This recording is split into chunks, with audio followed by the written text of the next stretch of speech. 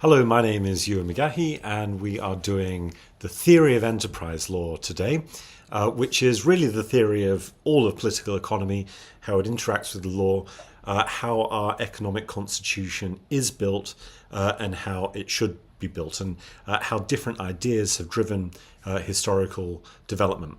So what I'd like to start with on the concept of theory, first of all, some theory about theory, is this quote from Albert Einstein.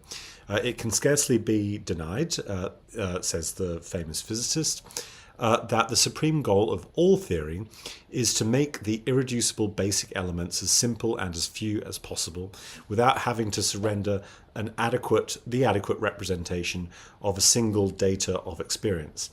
So what Einstein is saying for theoretical physics is that we've got to observe the world and we've got to try and make theories that explain the way that the world works as simple as possible. That's the goal, without giving up any single datum of experience. So we have to try and accommodate all of the observations that we see into a theory so that it is consistent with reality and ideally as simple as possible to explain it as easily as possible. Now that's a way of approaching theory in the natural sciences, but in social sciences things get a little bit more complicated. So when we're not looking at physics, biology, chemistry, and we are looking at the human world in social sciences, we're looking at history, economics, sociology, law, politics, then there's, generally speaking, two ways in which we can divide theories up. Firstly, you've got positive theories, which does what the natural sciences do. It's looking at how the world works or how things are, the is question. And this means pretty much the same as Einstein said about natural science, identifying likely causal results of different human institutions. And for our concern in enterprise law, what are the results of different laws, different policies? The difference with natural science is that in social science, human beings have beliefs, and these beliefs can change or even distort what the likely causal results of any particular law or policy are. And just to give you an illustration of that, if a lot of people believe that a stock market is going to crash, this can lead confidence to collapse, and that might lead the stock market to actually crash, even though there isn't anything else particularly wrong with it. So the first crash was in the market for tulips, and then there was the South Sea bubble. So lack of confidence, crises in confidence can lead to a collapse. Might be other reasons that there was a collapse coming, but human beings are not only subjects, we are also the observers, we're the participants in our own human experiments. And another reason is that if you have a dominant narrative, this might lead people to do what the narrative says, even though they might not have done it otherwise. So if the dominant narrative is that we can't avoid war, that we are on an inevitable road to war, people thinking that may lead, it may be a self-fulfilling prophecy. If people think that peace is more likely, then it might actually be the case that peace does in fact result. So human beings are different from rocks or asteroids or volcanoes. We respond to the very ideas that we hold. And this means that positive theories in social sciences is more complex than in the natural sciences, where we're largely just looking at inanimate objects or things that don't think and are conscious in the same way as human beings are. Of course, that's leaving aside all the complexities of bioscience, but for physics, it sets out a good distinction. Now, then, on top of positive theories, we've got normative theories. So this isn't about the is questions, but it's about the shoulds, or what ought to be. And broadly speaking, there's two kinds of normative theories that we can have. We might have a consequentialist normative theory, which means that if X, Y, and Z are likely to result, then and those results are broadly positive, then we should do the things that lead to X, Y, and Z. You might say that this law or this policy is good because of the consequences that it has. Alternatively, you can approach it not from the sort of bottom-up, looking at results and reason upwards. You can reason downwards. Deontological theory starts with principles or values and then tries to deduce what people should do from the pre-existing principles or values. Now, of course, in practice, deontological thinking and consequentialist thinking is always used at the same time and together. What people often do is look at consequences and build principles from those consequences, look at how the refashioned principles have worked out, and then start all over again. It can be a loop process, but broadly speaking, these are the two sort of different angles that we can view for normative theory. And in enterprise law, the kind of questions that we want to focus on in the theories that we're going to look at are things like the following. Firstly, what results from building markets or corporations in the way that we do? And of course, you can see the way I frame that question. It's a consequentialist theory. What are the results of the system of labor relations that we've organized, of banning or allowing companies, of structuring corporate governance with shareholder primacy or with more public or worker involvement? So we can ask consequentialist questions like these ones. What results from the way that we currently build markets or corporations or have done in the past? Another question could be, what should we publicly own or what should we privatize? And of course, that is framed in a deontological and a normative manner. I beg your pardon, it's framed in a normative manner, and we might answer this question in a consequential reasoning process or a deontological process. In other words, we look at the results of public or private ownership and we reason what we should do based on that. Or you could start from a deontological viewpoint. You could say, well, our greatest value is liberty, and X, Y, or Z arrangement between the public sector and the private sector will create more liberty, so we should do that.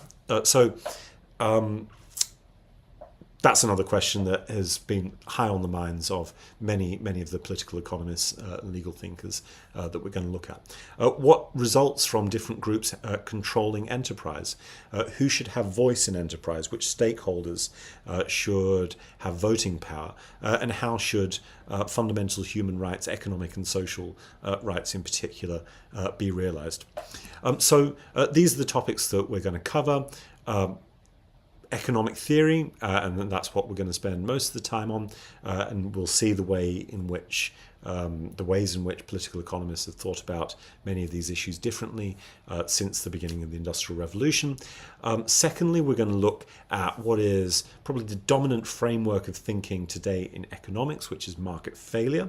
We're going to talk about the different categories of when markets fail, and therefore, when they succeed.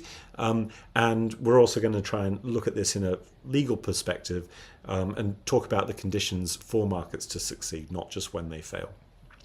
Thirdly, we're going to address how we collect empirical evidence and the relationship to politics.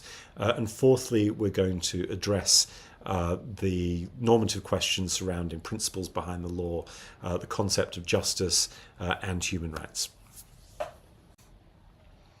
Okay, so we're going to start with economic theory, which might be a little bit of a misnomer because traditionally it's been called political economy.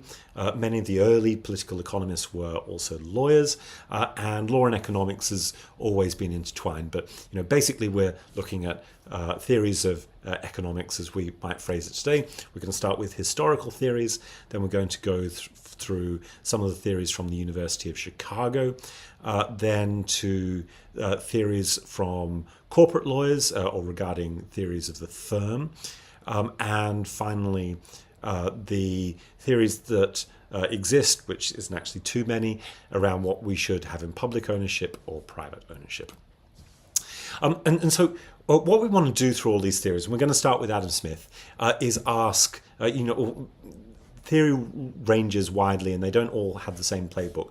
But the most important things to ask are, things that we've already mentioned. What do these thinkers think about what should be in public ownership or private ownership? How do they characterize corporations?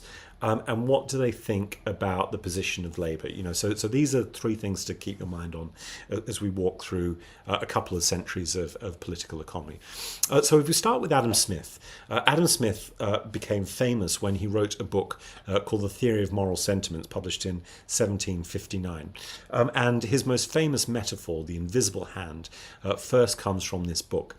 Smith writes that the market, as if guided by an invisible hand, left to work in the way that it does, would make nearly the same distribution as if the earth had been divided into equal portions among all its inhabitants.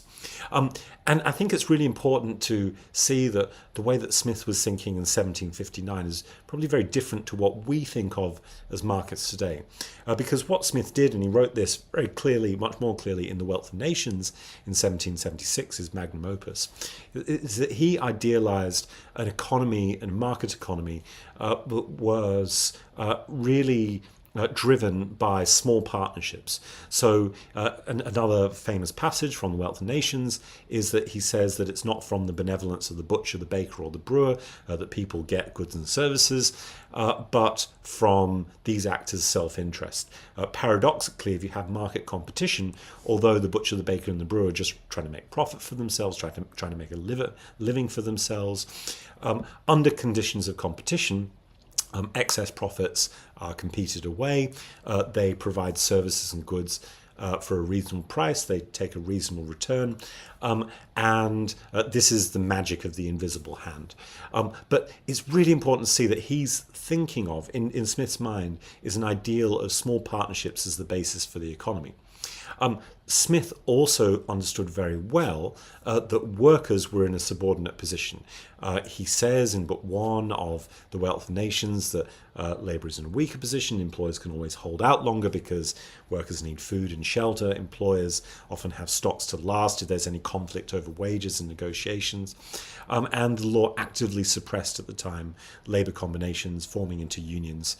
But not only that, the economic inequality that was at the heart of an unequal distribution of property meant that labour was weak.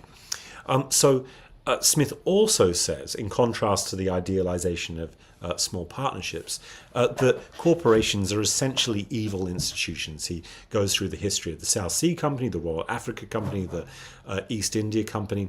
He says that joint stock corporations are run by directors who are in charge of other people's money, and because they are in charge of other people's money, not their own, they risk more of other people's money than they risk their own money, that they are prone to negligence and profusion, carelessness, and attempting to enrich themselves through their office.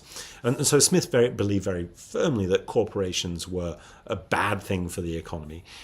They were only allowed through an act of parliament, and Smith thought that the monopolies that they had were abhorrent, that it reduced the wealth of nations, it inhibited free trade. Better get rid of them. So, the invisible hand, the metaphor that is so powerful that Smith gives, is about a market which is based on a notion of actors with equal power. Smith also goes into some detail about the kinds of things that the public sector can do properly.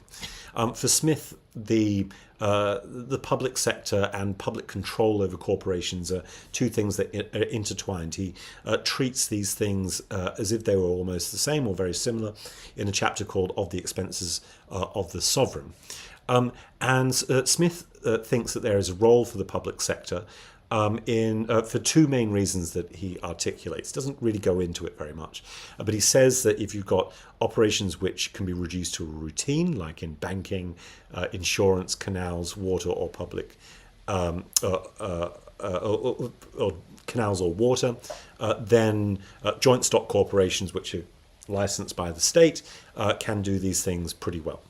So he was thinking of the Bank of England and so on, or the canal companies that had dug canals before the railways were spreading out across Britain. And he also says that you can have public works directly done by government if they're necessary for facilitating facilitating commerce in general. And he names roads, harbours, the post office, the Royal Mail, and defence. So Smith actually sees quite a big role for what the public sector can do. Keeping in mind that modern health, modern transport through railways, electricity,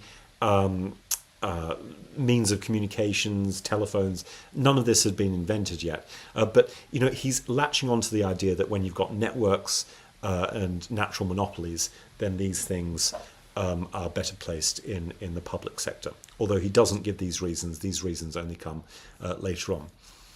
So Smith is incredibly influential, father of economics, because he articulates so many of the problems and the issues that become the basis for the growth in the study of political economy over the 19th and 20th centuries. And the next really big thinker who's so dominant throughout the late 19th century is John Stuart Mill. He's a political economist, he's a political philosopher, he's also a member of Parliament in Westminster in the 1860s. And in Mill's Principles of Political Economy, he says famously that laissez-faire should be the general practice.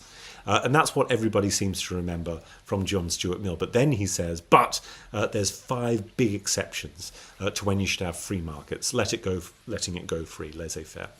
And so this is what everybody forgets about Mill, or nobody ever reads, but we're reading it now.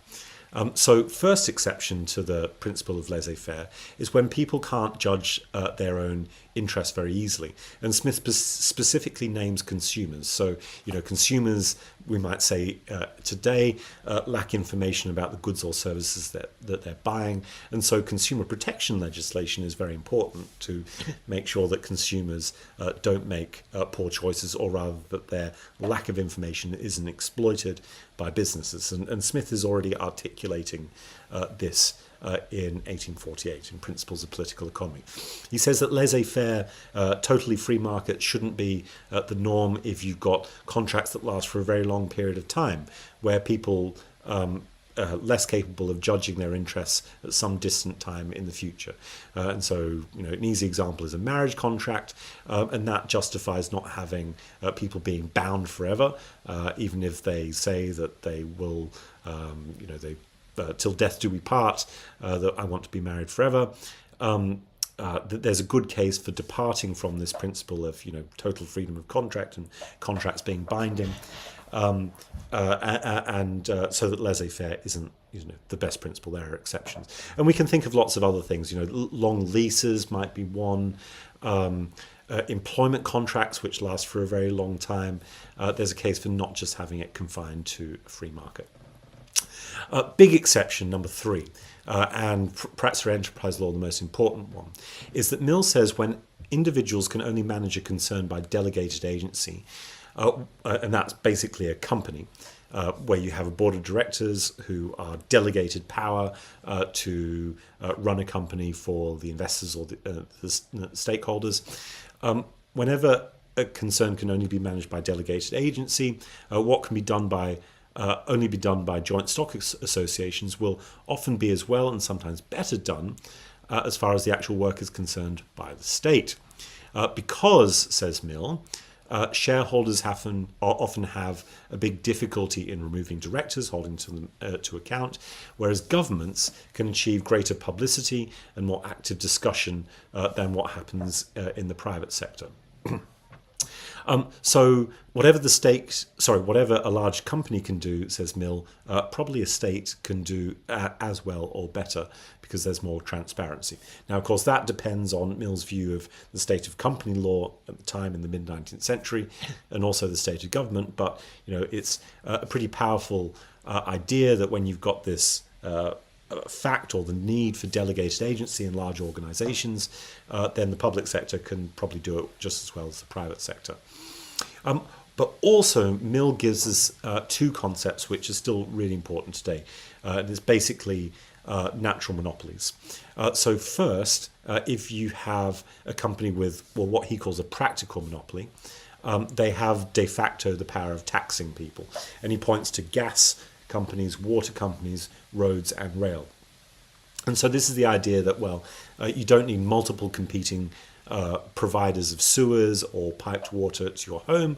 You don't need multiple competing railways going from London to Birmingham. You just need one good one good railway, because many competing railways would needlessly duplicate and spend too many resources in delivering the thing. Okay, so that's the concept of Mill's practical monopoly. Same thing as what we today called natural monopoly. And also, by the way, in other parts of the book, Mill points to things like being a doctor or being an educator or being a barrister as being a natural monopoly on special skills. So he actually uses the term natural monopoly for something else, but when skills are very rare, take a lot of education to acquire, then the barrister, the doctor can put their prices up, and that calls for another departure from laissez-faire. Okay, fourth thing concerns labour, where people cannot give effect to their own interests, even by acting in concert, for instance, with workers in a union. Then there is a case for creating rights that are more than freedom of contract. So Mill gives the example of trying to get the 8-hour day. Although lots of workers might want it, it might be a good thing for productivity if people aren't doing back-breaking work all hours of the day and night. Then there's a case, well, it's hard for workers to organise a union. There are problems in taking collective action. There are high costs to organising a union. So, says Mill, that's a justification, again, for departing from laissez-faire. And in this case, enacting positive rights, either new employment rights or facilitating trade union organising. And fifth exception, which we don't need to go into now, and is a bit complicated in the way that Mill writes about it, is social security, like the Poor Law. Okay, so Mill believes in very big exceptions to laissez-faire, despite common conception, same way that Adam Smith is often misconceived or misinterpreted, or just because people haven't read it. Mill believes that there should be a democratic constitution supported by democratic institutions in detail. So you don't just need democracy in politics, and he was one of the leading campaigners for women's suffrage at the time, and male suffrage in the 1860s. If you have a democratic constitution, it should be supported by democratic institutions in detail. And so here Mill is pointing at the way that the economy is organised.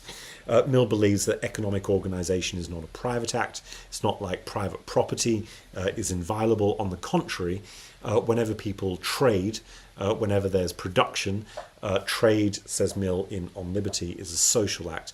And that means that there's always a case for the government setting the rules to prevent harm.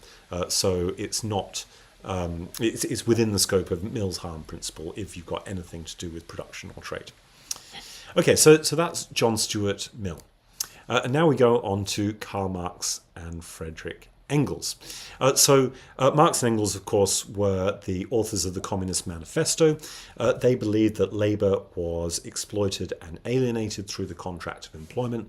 Workers get wages, but although they produce things, the employer takes the property. They appropriate the value, the surplus labour value from workers.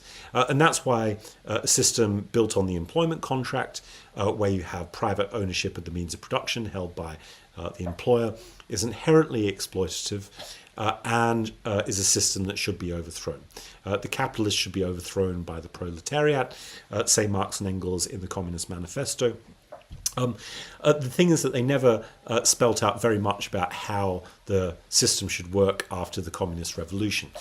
But they do point to, well, they have a 10-point plan in 1848, and they believe that banks should be brought under public ownership and control. There should be state responsibility for communications and transport, so that was the telegraphs that were spreading, the railways that had spread all around Britain and the industrial world. There should be state cultivation and improvement of land, and there should be free education for children at schools. There's a few other things, but those are the things that were articulated. They don't say much else. So, they talk about the way that production is in fact cooperative. Broadly speaking, they want common ownership or social ownership or worker ownership of the means of production, but they don't go on to say how that should be organized in any of the 3 volumes of Marx's Capital. It's mainly a critique, and this is the subtitle, Critique of Political Economy. And the criticism is pretty fierce when it comes to companies. So just this one passage from volume 3 in chapter 27, Marx says that in companies the function of managing is separated from the ownership of capital between directors and shareholders, much the same way as Adam Smith and John Stuart Mill were thinking about companies. And labour, of course, says Marx, is entirely separated from ownership of the means of production and from surplus labour. And this was in 1883 when he was writing, published in 1894, creating a new aristocracy of finance, a whole system of swindling and cheating.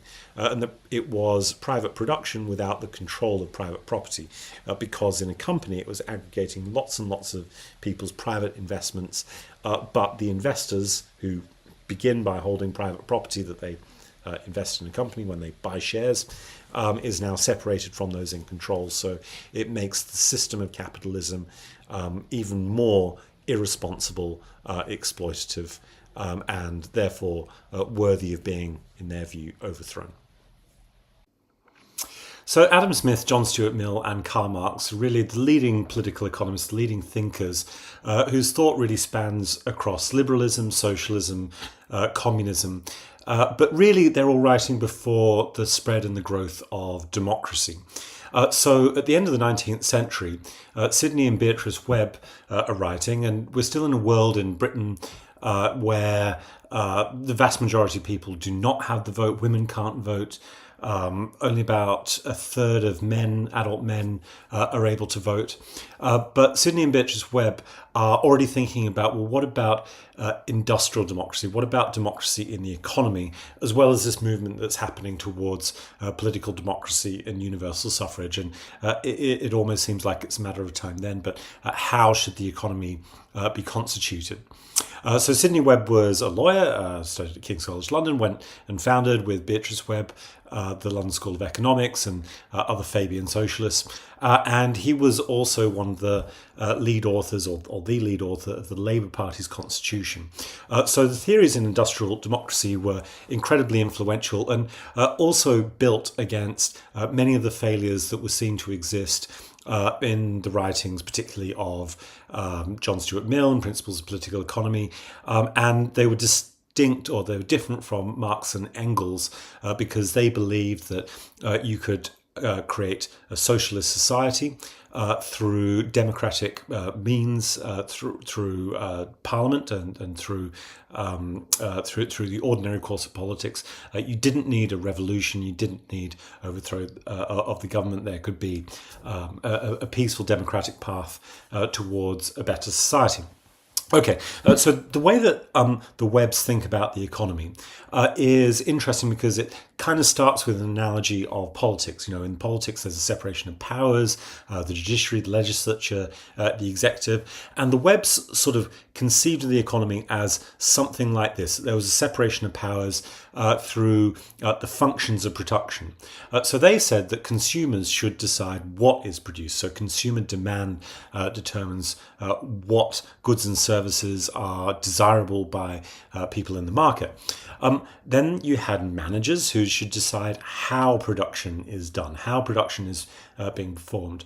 But their central concern was the immiseration of the industrial working class, and they believed that the conditions of production should be determined primarily by workers in conjunction with managers through a system of collective bargaining on top of a floor of minimum labour standards like the national minimum wage, maximum working day, health and safety rules, and so on. So minimum floor of rights, but you have industrial democracy through collective bargaining, labour in unions bargaining with managers that represent companies in order to get fair conditions of production. So you have this sort of three stakeholder group model: the consumers, the managers, who I suppose are really representing investors, but we'll talk about them in a second. Shareholders, and then you've got the workers. So these are the three groups that they see, and there should be a sort of separation of powers in what is produced, how things are produced, and the conditions of production. Later on, they changed their theory, though. So they used to say, or they said originally in their first writing, that these three functions and these three stakeholders should be kept separate. So separation of powers. But in the History of Trade Unionism in 1920, in a subsequent revised edition, they also said that there had been experiments that they'd seen. For instance, they point to railways in Switzerland, where workers are represented on the board of directors, and it would be a real social gain, they said, if Labour also appointed directors in management.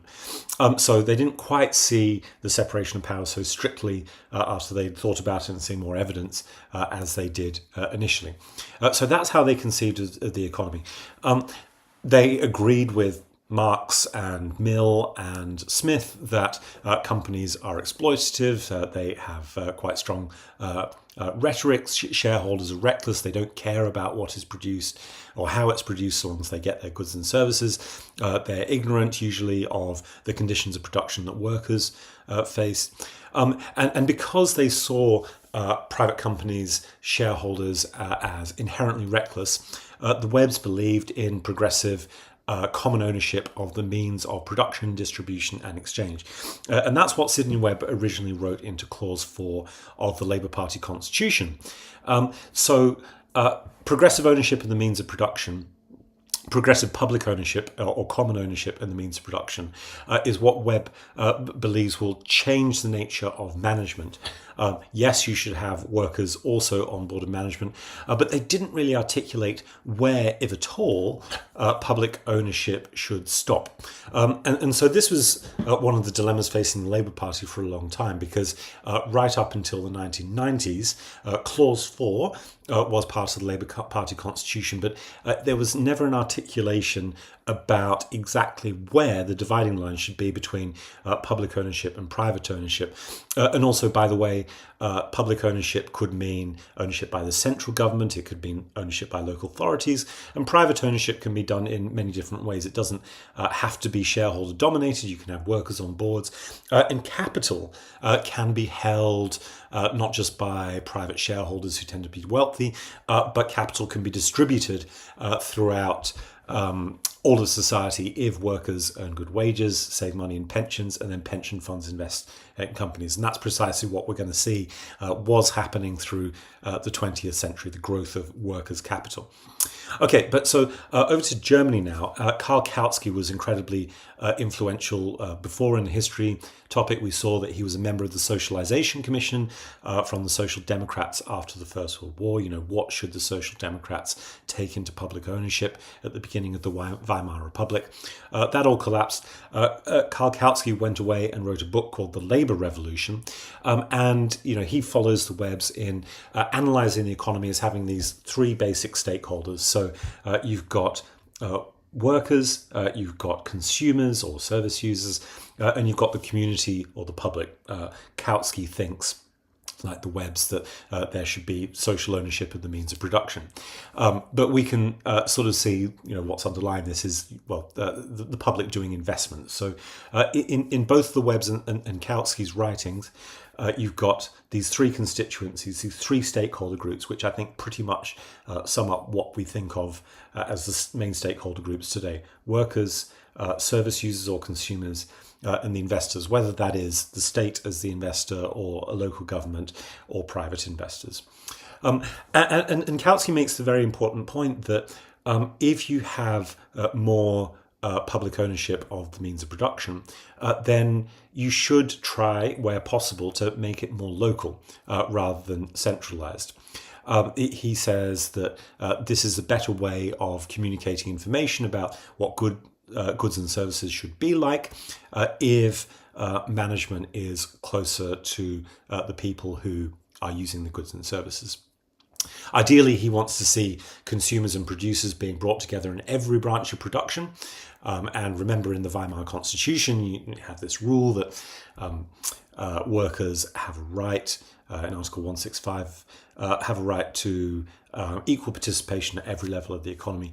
And Kautsky is saying that consumers and producers should be brought together because that's going to brought together in governance because that's going to preempt disputes breaking out elsewhere, like with strikes or litigation.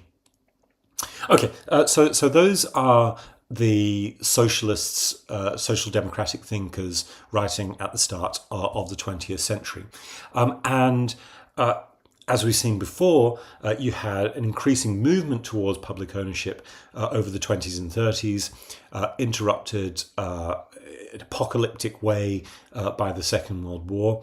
And as countries are rebuilding, we see the Labour Party in Britain, the Socialists in France, Social Democrats in Germany, all proposing and being very successful in bringing about more public ownership, more rules to the way that markets run, more worker power. And one of the big advocates, big supporters of more social democratic or more socialist economy is Albert Einstein, of course, the great physicist. And he didn't write much about politics, economics, sociology, law, but in this one article, which is really very very short and also very well put, he sums up a great deal of the ideas that had gone before him, and a great deal of the thinking with a kind of clarity that often lawyers and political economists who write at greater length hadn't done. So Why Socialism is an article that Einstein publishes in the Monthly Review. And he gives the narrative of why capitalism is exploitative, alienates workers from means of production, means that they don't get paid fairly, but goes on to articulate many more of the problems. So in this passage, he says, private capital tends to be concentrated in few hands under a capitalist system, partly because of competition among the capitalists, and partly because of technological development and the increasing division of labour encourage the formation of large units of production at the expense of smaller ones. And of course, in where Einstein was working in Germany, that's precisely what had happened under the Nazis. There'd been, before the Nazis, there'd been a greater concentration of capital, banks and big manufacturers organizing in cartels, which the Nazis eventually make compulsory. The result of these developments is an oligarchy of private capital, the enormous power of which cannot effectively be checked even by a democratically organized political society. And so there he's thinking about the countries where he moved and lived, primarily America. Even a democratically organized political society has trouble checking the oligarchic power of private capital. So it's necessary to remember, so he wants a socialist economy as a substitute. But then he says it's necessary to remember that a planned economy is not yet socialism. Now, you can have planning by corporations, you can have planning by government. A planned economy as such may be accompanied by the complete enslavement of the individual. The achievement of socialism requires the solution of some extremely difficult socio-political problems. And so there he's talking to the fact that, if you have more public ownership and you have government planning, what kind of electricity production, water production there is going to be, that is not yet, in his view, the achievement of socialism because of the problems that is created by the centralization of state power. How is it possible, in view of the far-reaching centralization of political and economic power, to prevent bureaucracy from becoming all-powerful and overweening? How can the rights of the individual be protected, and therewith the democratic counterweight to the power of bureaucracy can be assured? Now, Einstein doesn't answer these questions, but I think it's very important to see that he was raising them at a time when nationalised industries in Britain and many other countries were top down in the way that their governance worked. It wasn't done in Britain what the Webbs had ended up recommending and what Kautsky had recommended, that the key stakeholders took part in governance. It was usually government takes control of an industry and then government appoints who's on the board of directors of the nationalised coal industry, the electricity industry, the gas industry, National Health Service originally, and so on and so on. So this is the problem that Einstein is talking about. Now, if we go back over to America, and rewind back to the beginning of the 1930s. Remember, we had the Wall Street crash, the beginning of the Great Depression. And remember, in America, the Supreme Court strangles any real attempt to bring about social and economic rights until the mid-30s, certainly any attempt at more broad-based public ownership. The leading thinkers are A.A. Burley and Gardner Means in the Modern Corporation and Private Property. And A.A. Burley is a particularly important corporate finance lawyer who writes Franklin Delano Roosevelt's main speeches before and after he becomes President of the United States in the 1932 election. So the thinking in America, it differs to Europe because there's less of an emphasis on the need for public ownership. America's politics is scarred and marred by the Red Scares that take place in the 20s and then also again after the Second World War. So there's less of an emphasis on public ownership and the public-private divide. But what is really unique about American thinking is this idea from Burley that there is an economic constitution and that perhaps responding to what Einstein is saying, the need for a Bill of Rights, social and economic rights, which individuals have, which restrain the power of bureaucracy, private or public, from becoming, as Einstein said, overweening. Okay, so Burley starts off with an analysis of the economy that is not dissimilar from Smith and Mill and Marx. With the corporate revolution, he says, voice has been lost as much to the property owner as it had been lost to the worker in the Industrial Revolution. So echoes of Marx very much there in 1932 from Burley. This leads to a separation of ownership and control. That's language lifted straight from Capital. And in companies, separation of ownership control grows. Workers investing their savings in the stock market have no real influence on the way that companies function. And it grew particularly, says Burley and Means, because the legal standards for electing directors and removing them, for protecting the right to vote of members of companies and the rules on market disclosure had all been eroded in the run-up to the Wall Street crash, the Great Depression. So that was their basic analysis of why America was in crisis in the early 1930s. They say that the solutions are quite simple. We've got to create new rights for corporate stakeholders, but particularly for the purpose of serving all society. So according to Burley, companies are a social institution and they should protect the public interest. They should serve all society, definitely shouldn't be serving the interests of directors or shareholder interests. Often Burley is misconstrued as being a big shareholder rights activist. He did want rights for shareholders. That's absolutely true, for members of companies to be able to remove directors. But Burley in 1919 also wrote an article about how Labour could control and was very, very conscious of the fact that most money in companies comes from workers saving for retirement. That was the shareholder class that he was thinking of. It was coterminous with the working class. So there should be a new economic declaration of rights. This is what goes into the famous speech that Roosevelt made in 1932. And that is much wider, of course, than just corporate law reform. There's got to be rights for workers to collectively bargain, to have a minimum wage, to have paid overtime. There's got to be rules of fair competition. There have to be rules that regulate industry, in network industries, natural monopolies like water or electricity or telecoms, all of the things that became part of the New Deal in 1930s America. And after the war, in 1965, an article in the Columbia Law Review called Property, Production and Revolution, Burley writes that, well, observing what has happened, the products of the New Deal, he observes that they were very, very far from the kind of good society which everybody aspired to. And he particularly draws attention to the maldistribution, the very great inequalities of wealth that still existed by 1965. Of course, today they are much, much bigger still.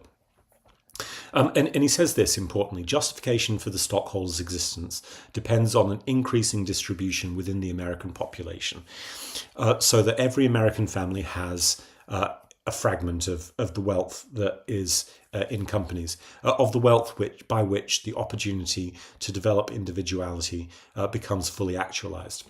So what he's saying is, it doesn't matter if companies have loads of wealth, and it doesn't matter if stockholders are doing very well. In fact, stockholders' positions are not justified unless everybody has a stake in the wealth that this corporate system is generating. And so what he goes on to say in that article is that the government could promote a fairer distribution of wealth so that everybody shares in corporate prosperity through tax incentives and through the pension system. So if workers are saving money into pension funds and that money is going into companies, then you can use tax incentives to encourage a greater dispersal of wealth, a better distribution of wages and therefore pensions, and therefore everybody can share in the wealth that the corporate economy generates. That's in 1965. There is a backlash, however. So Burley dies a few years later, and really from the late 1960s, the early 1970s, there's a new school of thought that is becoming incredibly popular, and of course, especially with those who are running companies, corporate interests, based at the University of Chicago. Friedrich von Hayek is one of the early thinkers that moves over to the Chicago School, the University of Chicago, before he goes back and forth between Europe and America. But he writes a famous book in 1944 called The Road to Serfdom, where he argues that there's an inherent tendency for the state to assume ever more control. If it starts nationalizing industries, it starts regulating markets, there's a tendency for this to go further and further down what he calls vividly a road to serfdom. In a book called The Constitution of Liberty in 1960, he argues that we should eliminate state-owned enterprise altogether. And what's meant to replace it if you don't have any publicly owned industry? Well, Hayek says in Law, Legislation and Liberty, the market. He believes that markets are a spontaneous order. They don't require government direction. They're better than governments because markets aggregate lots of information through the price system of individuals about supply and demand. Nobody directs their outcomes, so nobody's responsible for their outcomes. And this is better than a government which can't possibly, according to Hayek, have as much information as markets have through this spontaneous order that is supposedly created. He also believes that the language of justice and social justice as applied to the economy is a category error because in order to have justice, according to Hayek's line of reasoning, you need to have somebody who is making decisions. If you don't have a decision maker, something can't be determined to be just or unjust. You can't complain about it. Markets, therefore, are not things where we should have disputes or claims one way or another about what is socially just or what is fair. All that you've got to do is set just rules of the game, rules of contract, rules of property, torts, unjust enrichment. And when you let the game play, so long as the starting rules are just, the outcomes cannot be criticized. That is Hayek's view. He says that social justice, which everybody seems to be talking about, is in the International Labour Organization's constitution, heart of the United Nations. Social justice is a mirage. One of his colleagues at the University of Chicago is called Milton Friedman, and broadly speaking, Friedman articulates many of the ideas that Hayek comes up with in potentially more accessible language, and popularizes them because Friedman is quite telegenic, very good at debating, goes on television a lot, and popularizes the ideas of the Chicago School more than anybody else. In particular, this is done through one of his books called Capitalism and Freedom.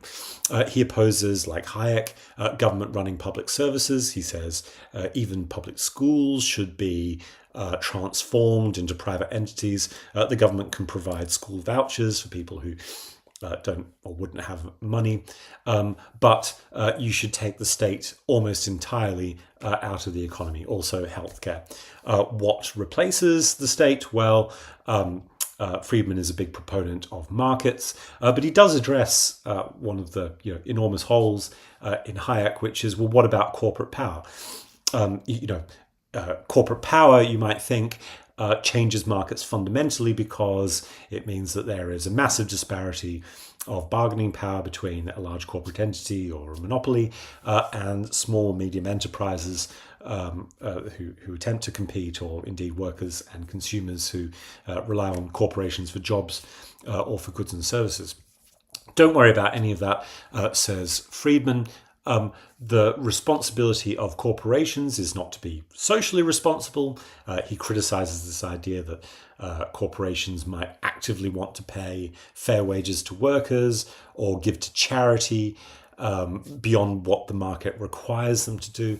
No, says Friedman, the social responsibility of corporations, of business, is to increase its profits. And the market for capital will discipline directors. It's legitimate, says Friedman, for directors of companies to only care about increasing profits for shareholders, because, in his view, the directors of a company are agents for the shareholders. Shareholders are owners of the company, says Friedman, and so directors should act in the interests of owners. Now, of course, most of that is legally wrong.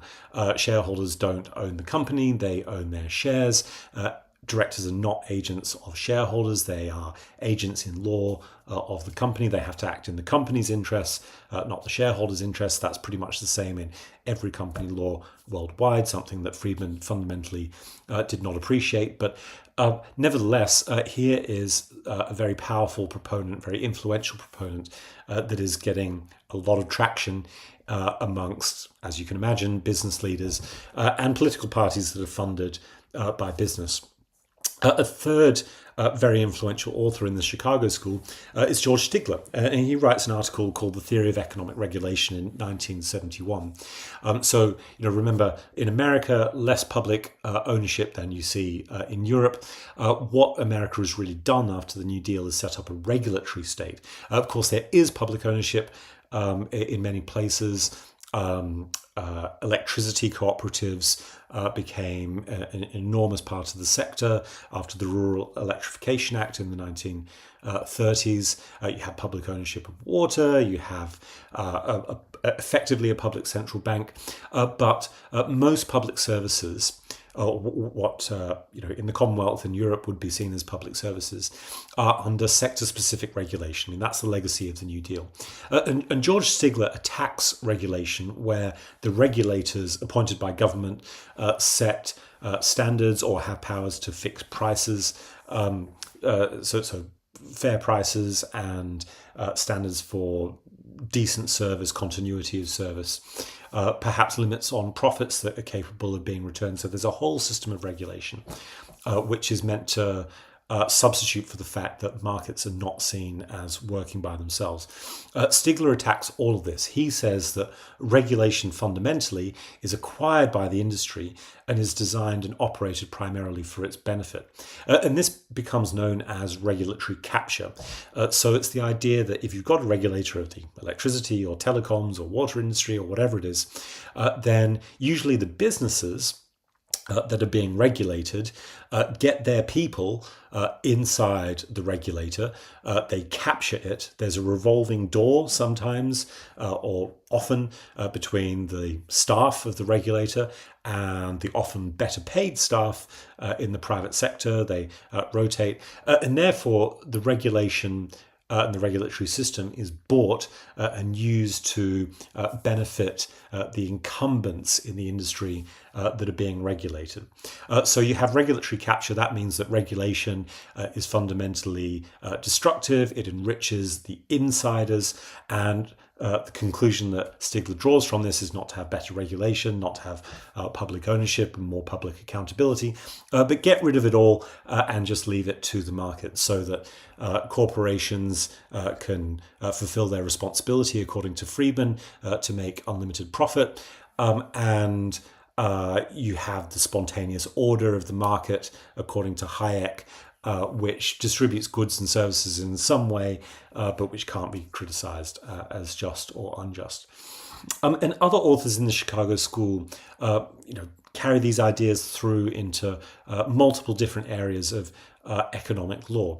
So if we look at corporate law, well, you've got Friedman saying the responsibility of businesses to increase its profits. Friedman's writing about employment or labor law is that the single goal of these fields of law at work should be the welfare of the individual worker, not unions. So any collective solidarity should go. Friedman, like many others, Richard Posner famously views unions as restraints on trade, operating in effect like cartels. Writers from the Chicago School on bankruptcy or insolvency say also that bankruptcy or insolvency law should pursue a single goal of maximizing creditor wealth, so the analogy of maximizing shareholder profit. It shouldn't be concerned with workers' interests, when workers might lose their jobs if a company goes bust, or industrial policy, the public interest. Shouldn't be concerned with the environment. And antitrust law or competition law should focus solely on consumer welfare. Robert Bork famously writes this in The Antitrust Paradox. Consumer welfare is the only legitimate goal of antitrust law. We shouldn't be concerned about the structure of competition. We shouldn't be concerned about the existence of monopolies even. We shouldn't be concerned about predatory pricing. So long as consumer welfare is protected. And I think it's important to see that, two things about all of these theories. Number one, they want to eliminate any idea of collective solidarity or the public interest. That's completely absent. They want to divide stakeholders by their single interests, the interests of individual workers, individual shareholders, individual creditors, individual consumers. No sense of solidarity, nothing of the public interest. So that's the first thing. And the second thing is that all of this theory is completely evidence-free. They have anecdotal at best reliance on empirical evidence. Is it true that when you take competition law to focus solely on consumer welfare, that it actually does better for consumers? And when we ignore monopolies, ignore all the things that Bork was talking about? Well, no, not really. And we can see that pretty clearly in the way that markets have evolved since Bork's writings and the effect of Supreme Court decisions in the United States up to today. Is it true that when you get rid of unions, the individual workers' prospects improve? Well, that is clearly not what the evidence tells us. And on and on and on. So there's theories from the Chicago School in the 1960s onwards, which are largely built on an evidence-free basis. And the important thing today is that we have more and more theories that can be empirically grounded because we have much more access to empirical data. Okay, so let's move on now to corporate law theories and theories of the firm. So really starting in the 1980s, you have this growth in the discipline of law and economics, and you have people who are consciously writing about the ways in which law and economics can be integrated. Of course, Hayek himself was a lawyer.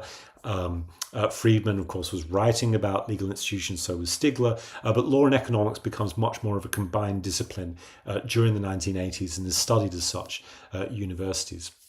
And we have theories of the firm. How should firms be organized? How should firms be governed? What are the essential elements of this sort of black box of the corporation or of the firm? Because economics traditionally looks at markets, but we know that quite a lot of economic decisions are made not through markets, but through internal organization in corporate structures. Now, one of the most important starting points for this is a man called Oliver Williamson in a book called The Economic Institutions of Capitalism. He theorizes that pretty much, softer edges than, say, Friedman, but he theorizes that shareholders should be in charge of the running of corporations. He doesn't agree with workers on boards that the Webbs were promoting, that Kautsky promoted, and actually which you see in more and more laws all around Europe by 1985 when he's writing. He says that shareholders should be in charge because they make asset-specific investments in the company. Their capital is at risk, and the only way to protect them from being exploited by the board, by the directors, is for them to control the whole of the board. There are other stakeholders, of course, in companies. Workers also make asset-specific investments, according to Williamson, the longer that they work for the company. But there are other ways to protect their interests through job security, through collective bargaining, through workers' rights, says Williamson, outside of corporate governance. Now, the question is, of course, whether that is actually true or not. Of course, capital is at risk, but is the capital risk higher than the job risk that workers face, losing their jobs, being unemployed, losing money as a result if a company goes bust? Williamson thinks that shareholders take greater risk than workers, but of course, shareholders can diversify their investments, workers cannot. Shareholders also, says Williamson, get paid last in insolvency. But the truth is that actually workers often get fired long before final insolvency is created or results. And so often it will seem for most people that the job risk that workers take is in fact much, much greater than shareholder risk. But so what Williamson is doing, again, it's largely evidence-free theory, but he's trying to think up ways in which the economic institutions of capitalism at the time in the 1980s are justified. Elizabeth Warren is a great example, writing shortly after him, just rebutting this idea that shareholders or indeed creditors, banks take more risk than workers. Workers have very serious risks in insolvency and bankruptcy, and that was Elizabeth Warren's specialist field. So she rejects the Chicago School analysis as well, that insolvency, bankruptcy law should only be about creditor wealth maximization. No, the real world is more complex, and distributive decisions need to be made, which balance all different stakeholders' claims and rights. And in a similar line of theory, we go to Germany now. You have Thomas Reiser writing in Humboldt University in Berlin, where he later, I should say, he later works in University of Berlin, Humboldt. Earlier, he writes this article in 1988 called "The Theory of the Enterprise Entity in Germany," where he argues that an enterprise is not just an association of shareholders, but it's a transaction and communication system among social groups. So unlike the Chicago School, he sees more stakeholders, particularly workers, as having a claim to governance in enterprise. And the law of enterprise is bigger, according to Reiser, than just corporate law, which classically focus on just shareholders, but the way in which businesses really operate includes more stakeholders in practice. Cochan and Rubenstein give us a definition of stakeholder, which is very useful in their 2000 article. They say that a stakeholder is simply somebody who contributes something of value to production, and they have their stakes at risk if the firm fails. So something of value that is contributed, interests at risk, if the firm fails. But really, all these writers are looking back to the same three basic stakeholders that the Webbs and Kautsky were thinking of: workers, investors, and service users. And of course, together they form the wider public. Simon Deacon writes in the same tradition in A Corporation as Commons. He argues that empirical grounding is more important than elegance or simplicity in a model. To understand enterprise, we have to include the way that firms really work. We have to include what happens in insolvency law, employment, tort law, and arguably competition and tax to get the full picture. And he favours strengthening multi-stakeholder governance rules in law to ensure that everybody's interests are protected. Nobody is at risk of expropriation or exploitation. Okay, so that's the sort of theoretical literature that comes from political economy, the Chicago School, and a very, very brief summary of the start of modern theories of the firm. But there's also theories being deployed in politics, some of which we covered in history, but I think is worth recapping before we say a little bit about empirical evidence today. So remember that the Labour Party has its big nationalisation programme in the 1940s, and in this document, Public Ownership, the Next Step, it says that there's basically a list of 5 reasons why we might not want to nationalise something. If an industry is basic to other industries for human life or health or defence, if it's monopolised, if it's inefficient without capital development, affects overall employment because it's really big, or if there's poor industrial relations. And the problem with this is, it's a guide for what the Labour Party is doing. It's trying to be transparent about the thinking, but it's also a very open-ended list. And so the questions are never really answered in politics about what would you not nationalise and why, and what's the theoretical basis, if there can be any theoretical basis for doing something or not. And I think the problem at the time is that the empirical evidence is just not very conclusive. It's not clear when we're experimenting in Britain or other countries around Europe, Commonwealth, are experimenting with what works in nationalised industry and what doesn't, what the final outcomes are going to be. Italian constitution makes an attempt as well. In 1947, Article 43 says that specific enterprises can be put into public ownership if they relate to essential public services, but then what's essential? All sources of energy, or monopolistic situations. What's a monopoly? What counts? What's your definition of monopoly? What's not? And which have the nature of a primary general interest. And of course, well, then we go, just what's that? And so we've got open-ended definitions, which are not very conclusive, and that points to the difficulties in empirical evidence. The European Union, originally the European Economic Community, takes the same approach. In Article 345 now, as it was at the beginning of the treaties when member states in Europe combined for their mutual social and economic benefit, treaties remain neutral. So it says in Article 345 that there should be neutrality to member states' different forms of property ownership. The treaties are without prejudice to whether member states want to nationalise or privatise different sections of industry.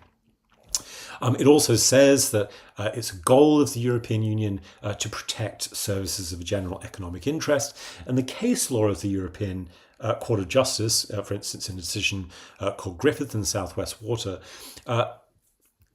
largely coming from French law, identifies this idea that there can be a public service even if it's privatized.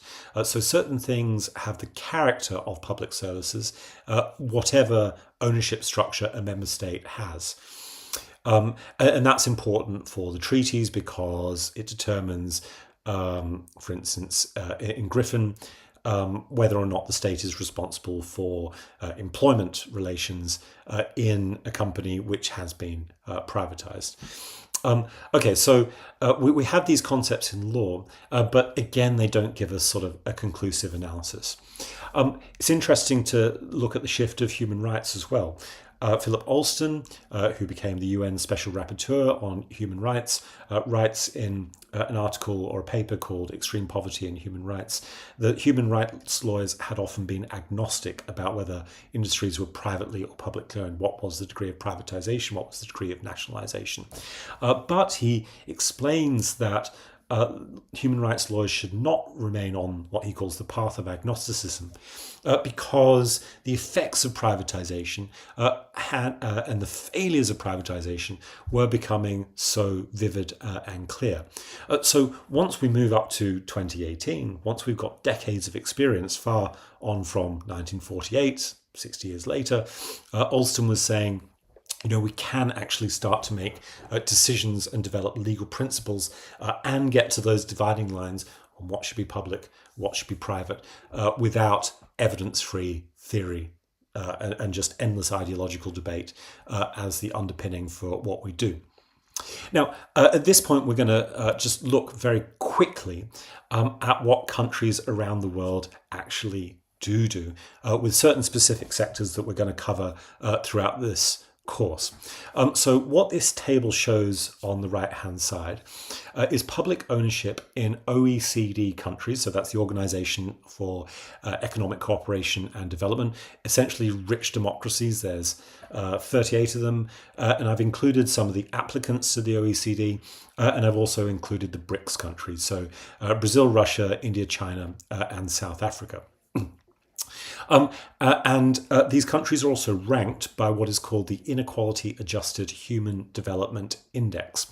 So that is a composite index which includes GDP per capita. It includes years in school or education, including university, and it includes life expectancy, and then adjusted for inequality using the Gini coefficient to give you a ranking for how the country is doing. So basically, richer, more equal countries that have better health and education outcomes are at the top, and as you go down the rankings, countries are getting poorer, more unequal, lower life expectancy, fewer years in education. And what is shown across the top axis is different industries. So your water sector, your electricity sector, and here we're talking about the grid, ownership of the grid. With water, it's sewers and tap water. With electricity, it's the grid and a publicly owned electricity retailer. With railways, it's the railway tracks and the train operating companies.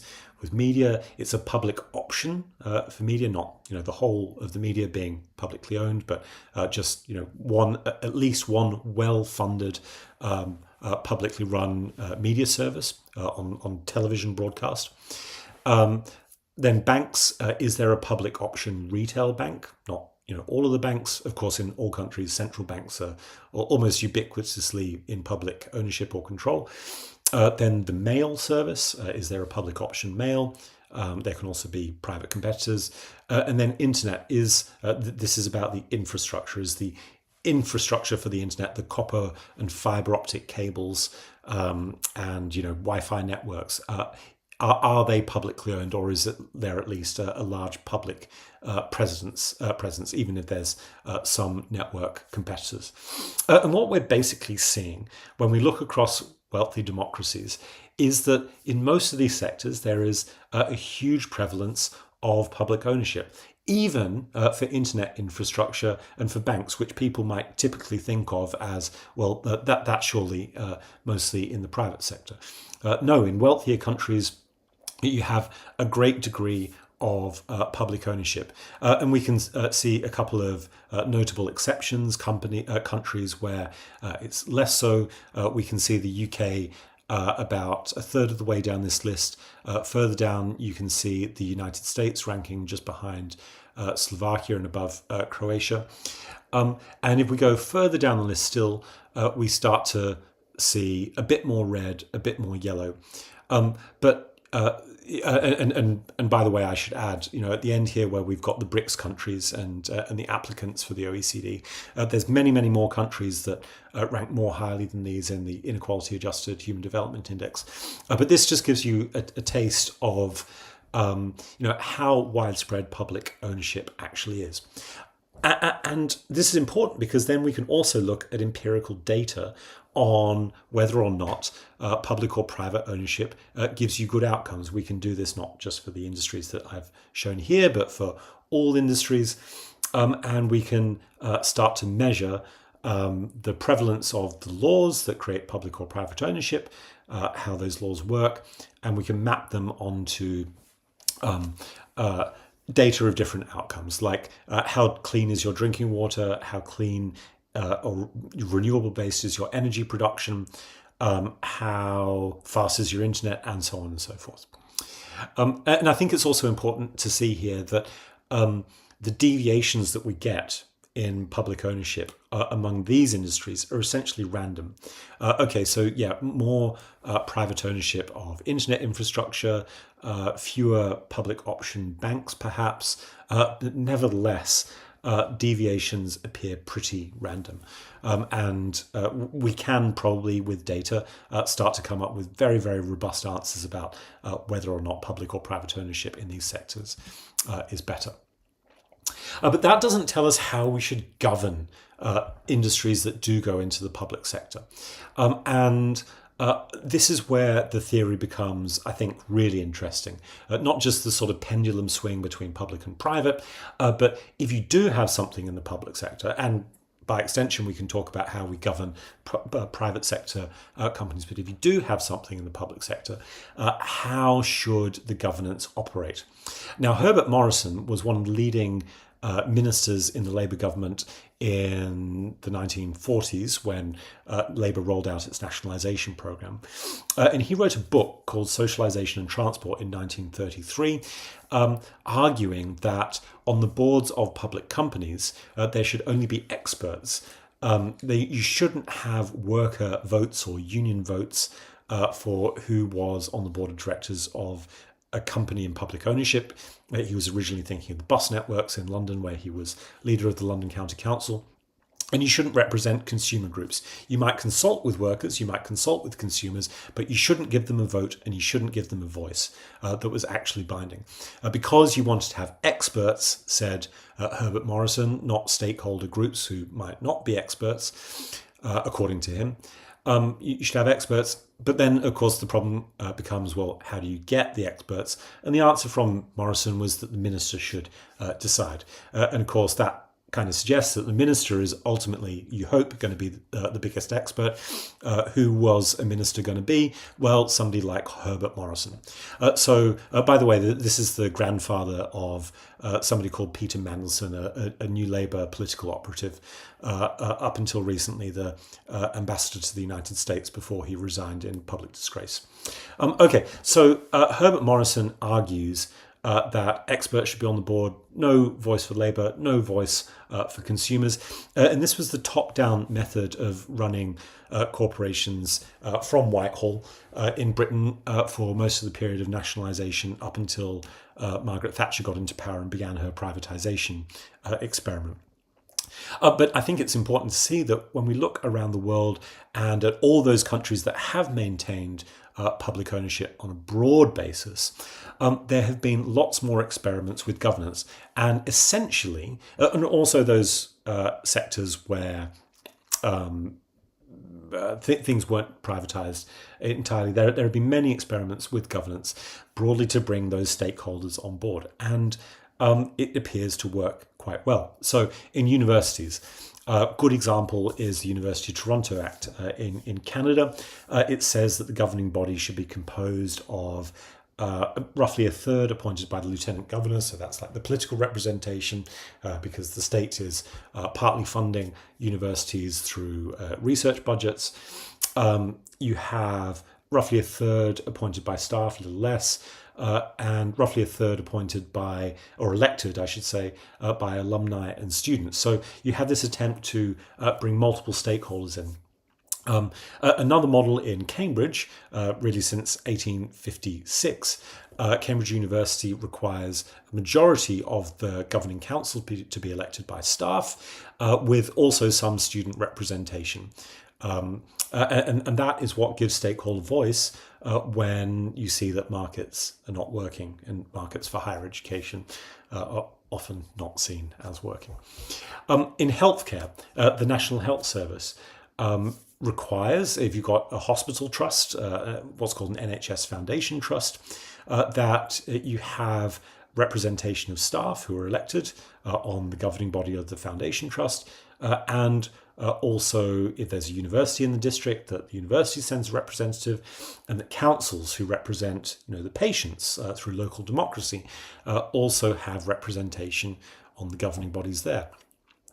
The Federal Reserve Act of 1913 requires that there's balanced representation on Federal Reserve boards, which should, there's not direct elections, but there should be representation from industry, from labour, and different regions. So attempting to incorporate stakeholder voice, if not direct elections. Direct elections are taking place, or direct stakeholder representation is taking place in energy in Germany. Under state laws like the Gemeindeordnung Nordrhein-Westfalen in 1994, it says that there should be worker representation on an energy company board if it's taken into municipal or state ownership, and there should be representation for the local council or the local mayor. Eau de Paris, water company in Paris, says that there should be representation for councillors, for staff, for customers, experts.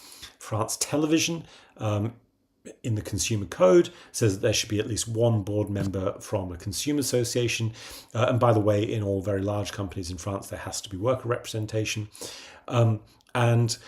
If you are wondering, well, can any of this work in big tech when you have major corporations going across borders? Well, Wikimedia actually gives a decent model where editors who edit the encyclopedia, and also people who read it, if you've got an account, they have voting rights for people elected to the governing body of the Wikimedia Foundation that controls Wikipedia. And even in sports clubs, you have the Bundesliga rule, that says if you have a football club, 50% plus one need to be elected by the members, the supporters. So what would be really interesting, and I think is a direction for future empirical research in the very near future, hopefully, is that we can look around the world at how governance is done in different ways in the public sector, and work out what works best. Is it top-down appointments, the Morrisonian model? Is it stakeholder involvement, or do other things matter just as much or more or less, like the standards that a regulator has, the powers that a regulator has, the duties, and so on and so forth. Okay, so next what we're going to do is talk about the major framework of theory in economics in the present time. So we've been through Chicago school theory, which says that social responsibility of corporations is to make as much profit as possible. We have Hayek, who's got almost unbridled faith in markets. He says that they're a spontaneous order. Don't worry about whether the outcomes look just or unjust. You've got Stigler, who says that all regulation is fundamentally corrupt and bought by the insiders who regulate. But that's actually a minority view in economics. And the dominant paradigm of economic theory is one of when markets fail. And really this just comes from John Stuart Mill and his exceptions to laissez-faire, but more updated in modern language. And the really big debates are about just what are in the categories of market failures. So what we're going to discuss is the five main categories of market failure that are sort of commonly understood as such by leading textbook called Stiglitz and Rosengard. And these are that markets fail and therefore need regulation, need government intervention, if there's a failure of competition or natural monopoly, if you've got public goods, very specific meaning, if there's externalities, if there's information failures or incomplete markets, and if you've got unemployment, inflation, or disequilibrium. And then we're going to talk about two extra ones that aren't discussed directly by Stiglitz and Rosengard, which is unequal bargaining power, acknowledged by almost every legal system as a main reason to regulate markets differently from standard paradigms of freedom of contract and private property. And then irrationality, which really has grown up since the first edition of Economics of the Public Sector by Stiglitz and Rosengard. And this has really come from the new field of behavioral economics. And then finally, what we're going to do is try and turn this whole way of thinking, this framework, on its head, although it's very useful, and say a little bit about why market failures are really legal failures, and what we should perhaps better be talking about is the conditions in which markets work. So instead of a negative analysis of when markets fail, try to identify the positive conditions where markets succeed, and what law can do in order to build successful markets, or where it shouldn't try at all. Okay, so first of all, what are markets in law? Because we've got this idea of market failures, but what are markets? And I think that the answer a lawyer would have to give is that markets are created through social norms of trust, institutions, where people want to cooperate with one another in a society on an ongoing basis. And in all modern societies, this is what eventually evolves into law. So, of course, you can imagine a society which is pre-legal, which it happens before there are legal institutions and people might be bartering, might be selling things. But that all takes place through social norms. Markets are a product of social norms. What is fair and just and dealing in an exchange, even before you have a legal system. But now that we do have legal systems, for the last sort of 2,000, 3,000 years, markets are really built through legal institutions. And so to give you some very simple examples of this, contract law enforces exchanges of goods and services. Property law defines whose possessions belong to them so that they can sell things.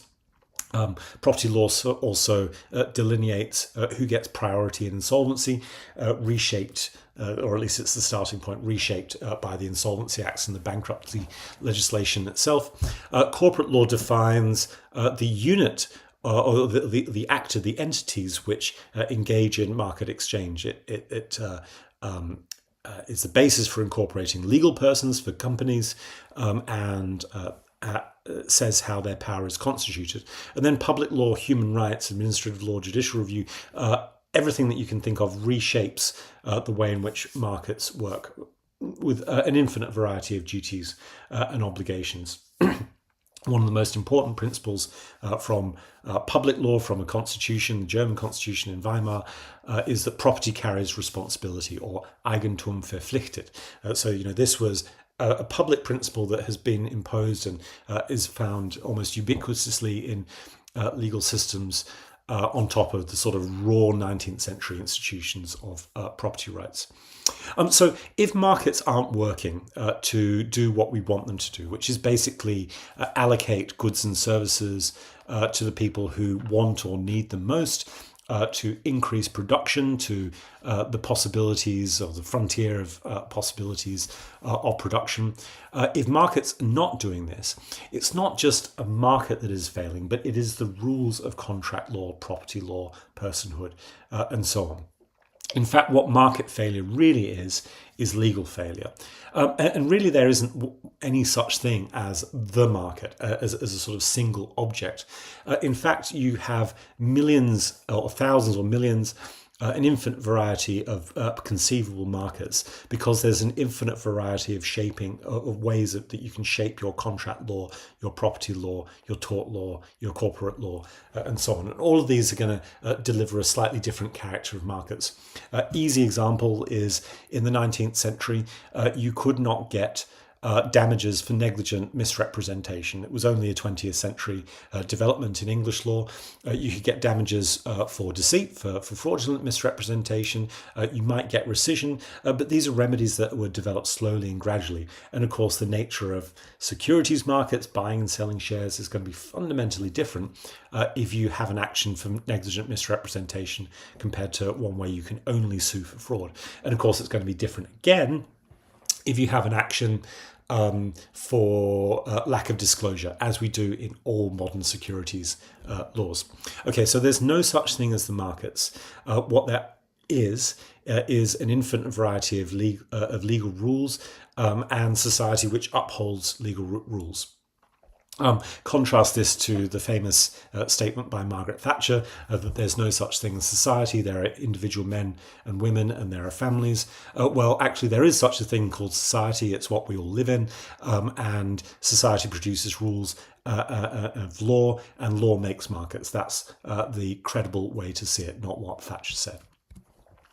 Okay, so let's start off with our first market failure that Stiglitz and Rosengard identify, which is failures of competition. And there's really just three things that we've got to keep our minds on here. Cartels, number one, monopolies, number two, and then a specific category of monopoly, which is called natural monopolies, as number three. So I've already said that a successful market allocates resources to the people that want them, and produces at the frontier of possibilities of production. And a successful market, as we all know, is usually characterized by competing firms who supply goods and services that satisfy demands.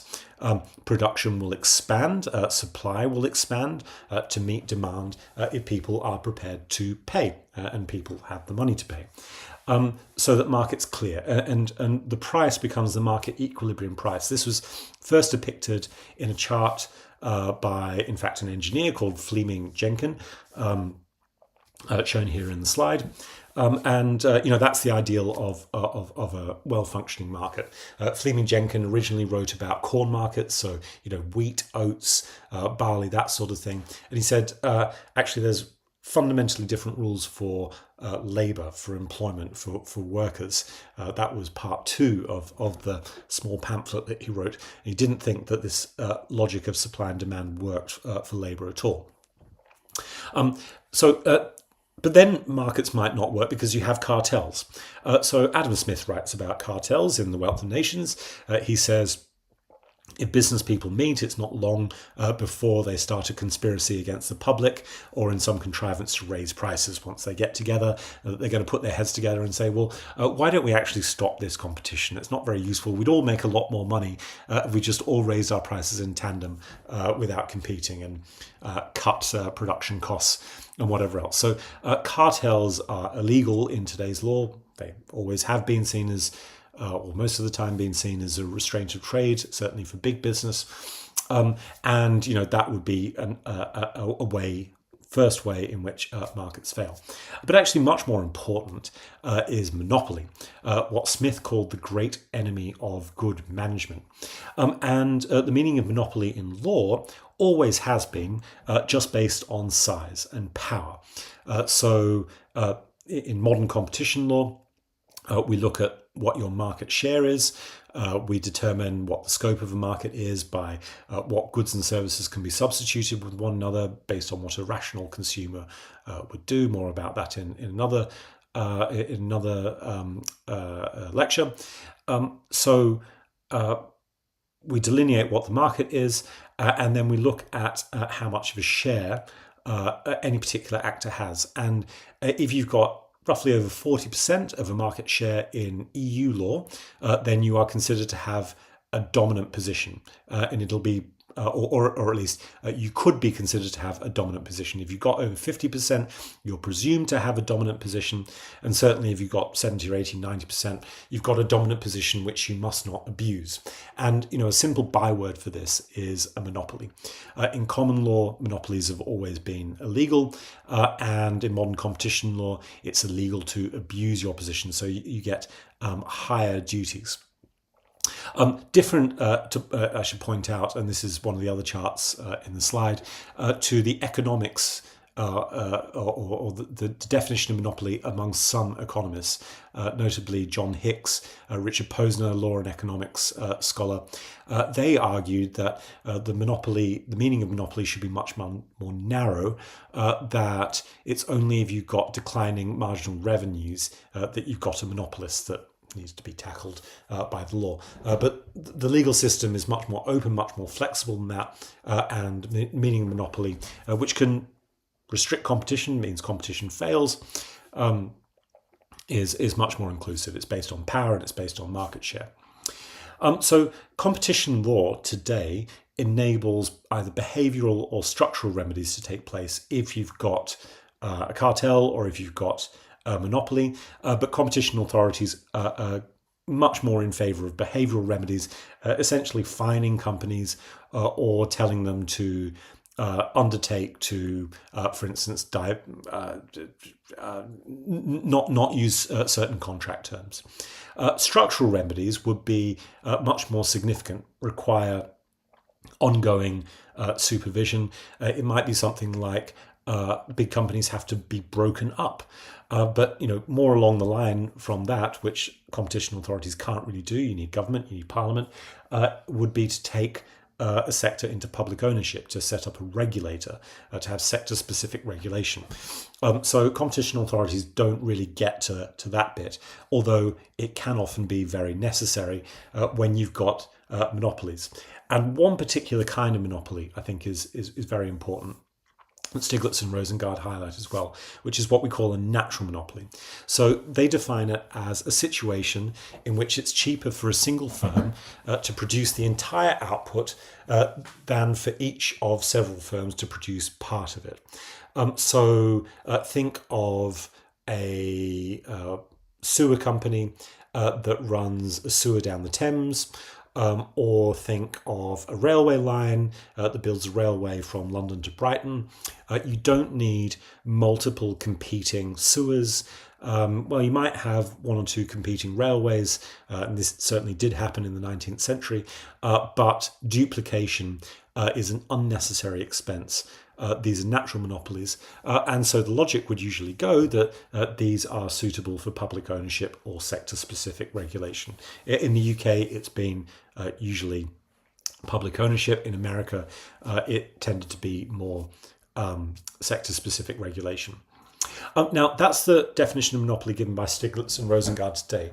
But based on, is it cheaper for one person to do it than multiple parties? I think it's useful to remember that the original use of the term, the invention of the term natural monopoly, was from John Stuart Mill in Principles of Political Economy. And he referred to natural monopolies as being cases where people had special or rare skills, which meant that they could charge more. And he gives the examples of doctors or lawyers. It takes a long time to get legal training, takes a long time to get medical training. And you can raise your prices because people who need lawyers, if they are in trouble, they need to fight a court case, they rely on the specialist knowledge that only lawyers really have access to through many, many years of training. They have a natural monopoly. Doctors have a natural monopoly on special skills, which, if something is wrong with my leg, if something is wrong with my heart, they are the ones who are going to know how to diagnose me. I am not going to know very much at all as an ordinary patient. And that means that doctors, if left to their own devices, if left entirely to the market, can raise their prices to extraordinary levels. Okay, so that was the original use of natural monopoly.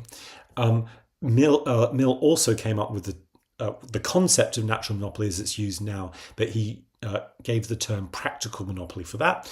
He gave the examples of gas and water and electricity companies, same as natural monopoly today. Practical monopoly, said Mill. And that's all found in Book 4, Chapter 11 of Principles of Political Economy. Now, One way in which you can get to the situation where it becomes cheaper for one provider to run a whole industry is through what we call network effects. And this is defined in a court case called Sun Microsystems and Microsoft very usefully. It's where you have network effects where the attractiveness of a product to consumers increases where the number of persons using it. And that's, of course, if you just think about it for a moment, incredibly important today when we think about social media online. People join Facebook because other friends are on Facebook. People use WhatsApp and not other messaging apps because everybody's on WhatsApp. Although, if you go to different countries, you find that people aren't using WhatsApp. They're in Australia, they're using Messenger, also happens to be owned by Meta. If you go to China, you've got a different app again. I think it's WeChat. So you have these network effects. So within a group of people, the more people use something, the more people want to use it. And that can create a monopoly situation. We see that obviously in big tech media, social media, that have these network effects. One of the original cases of where people thought about network effects for the first time was telephones. AT&T said that it should provide a universal service to everyone in America because they had the best network. Everyone wanted to be in the network. So it did not make sense to have competing telephone companies that couldn't interoperate, couldn't connect with one another because of the logic of network effects. So what do you do when you have networks? When you have natural monopolies? Well, as I said, public ownership is one answer, sector regulation, and perhaps antitrust law as a residual.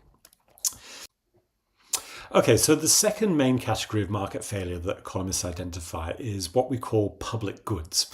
Now, economists mean something very different to ordinary language with public goods. A public good is said to be non-rivalrous, where many people can use it at once, and also non-excludable, which means that it's hard to prevent people using the good freely.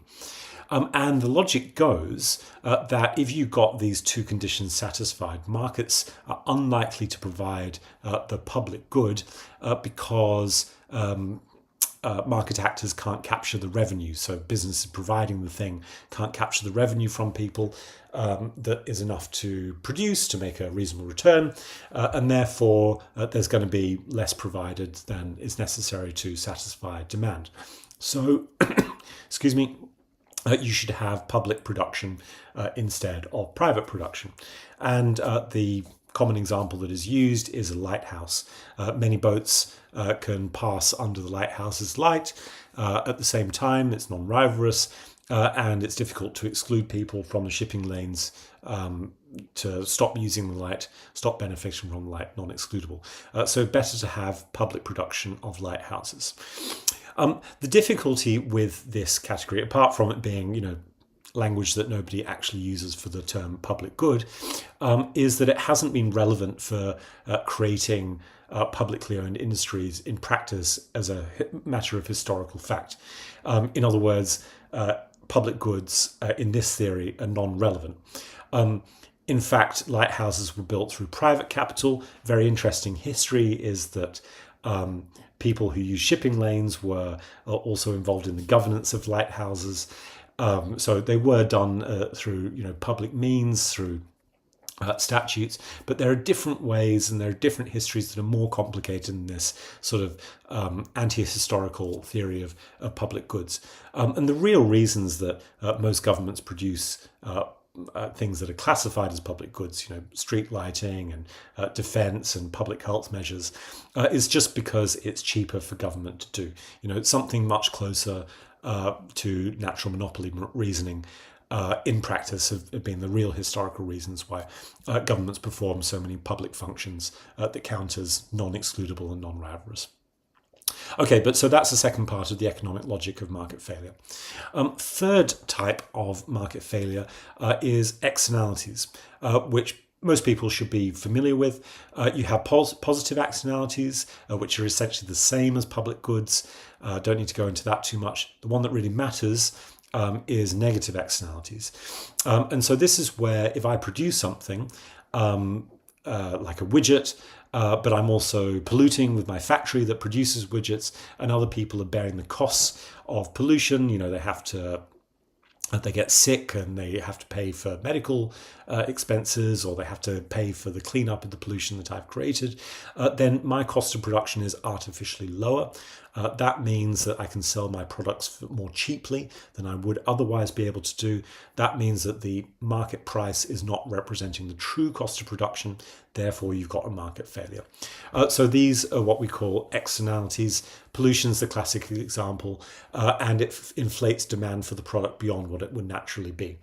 The response in law is usually that you make the pollution, the external harm, a tort, or you make it a crime, and people pay compensation, or you can award an injunction, or if they do it deliberately and they do it repeatedly, there could be criminal penalties, ultimately jail.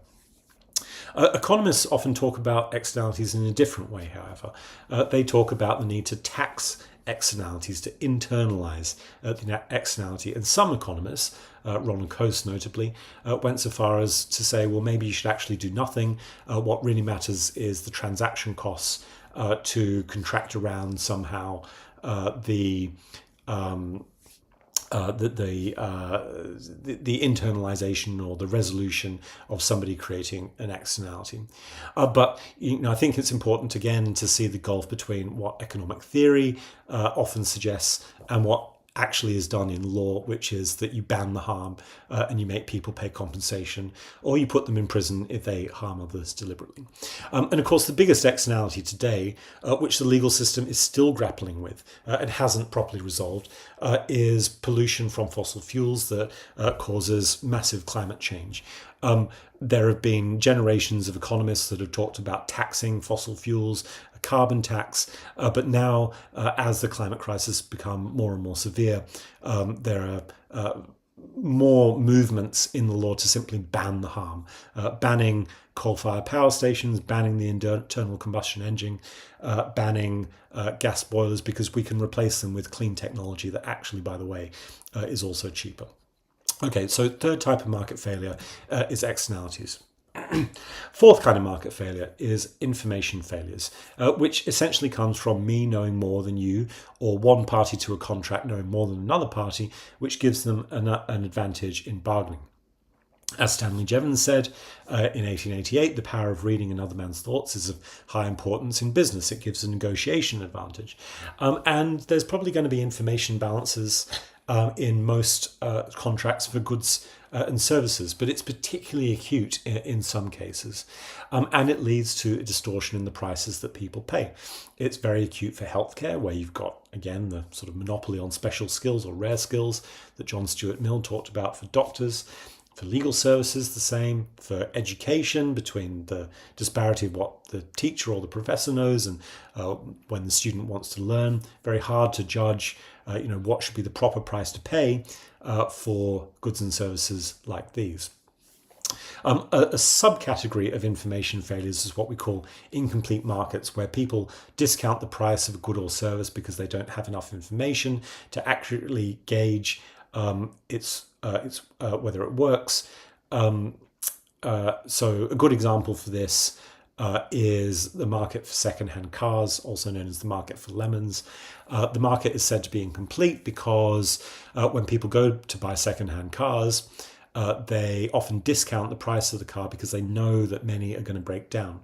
So they pay less than that car might actually be worth, and therefore you have fewer people willing to sell cars because the price is artificially lower as a result of this information imbalance. The buyer of the car can't check everything about whether a car is working, therefore they're naturally going to discount the price, leads to incomplete markets. So what do we do about these problems in the law? Well, everything from consumer protection to public ownership, setting up of the welfare state, depending on which kind of information failure we're talking about. Then we've got, as a fifth category, one that really isn't like the others, which is unemployment, inflation in disequilibrium. And we can immediately see that this is the way that Stiglitz and Rosengard and many economists will frame this category of market failure. But it's not like the others because it expresses a result or a symptom of an underlying failure. It doesn't explain or identify the cause. So it's like saying pollution is the market failure rather than the economic phenomenon of externalities where people can externalize the costs of production onto others. So unemployment, inflation, disequilibrium at a macroeconomic level is a result, like pollution. So what's the cause of these things? Because it's obviously something going wrong in the markets if lots of people are unemployed, like in the Great Depression. Or if you've got hyperinflation like in Germany in the early 1920s.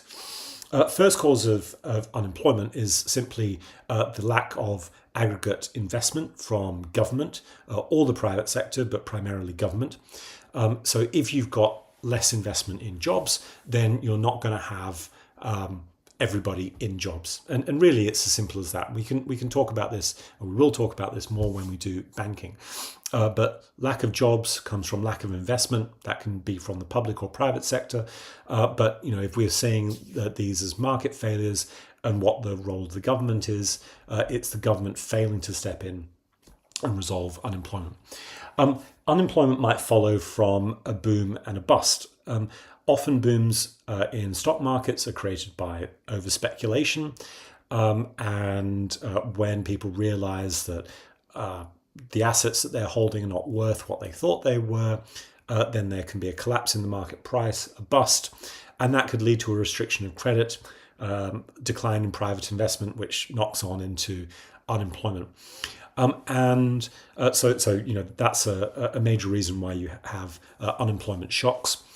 You could have an external shock from an international oil crisis, or because we're addicted to fossil fuels. This happened with the OPEC oil crises in the 1970s. It happened again with gas prices after COVID and in the run up to the invasion of Ukraine by Russia. So unemployment and inflation can be caused by multiple phenomena, but basically lack of investment, lack of stability in international markets are the core reasons. And what does the law do about this? Well, you have public ownership of the central bank in almost all countries, and the central bank, along with government, attempts to stabilize investment and prices through monetary and fiscal policy. We'll talk about that a lot more when we do banking. So this is the fifth category of market failure.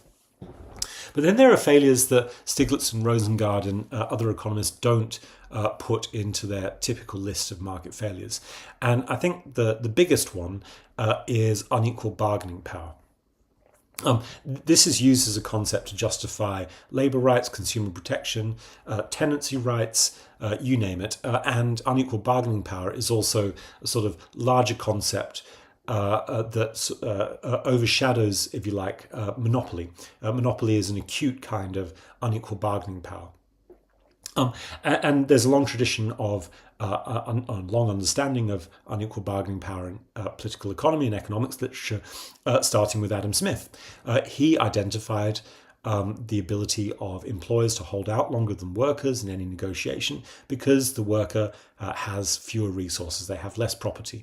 Employer has stocks, they can hold out longer in any negotiation because they're rich and the worker is poor. That's the beginning of unequal bargaining power, unequal distribution of property. Secondly, and Mill draws attention to this, you've got unequal bargaining power coming from disparities in collective organization. So one party is a corporation, another is an individual. Then the individual is going to have less bargaining power. The individual has more problems in taking collective action. And so they're going to be put at a disadvantage in any negotiation. And the third one, what we've already touched on, is information asymmetries. If I've got more information than you, I've got more bargaining power than you, because I can better negotiate terms of a deal that are more accurately suited to the value of the good or service that we are trading.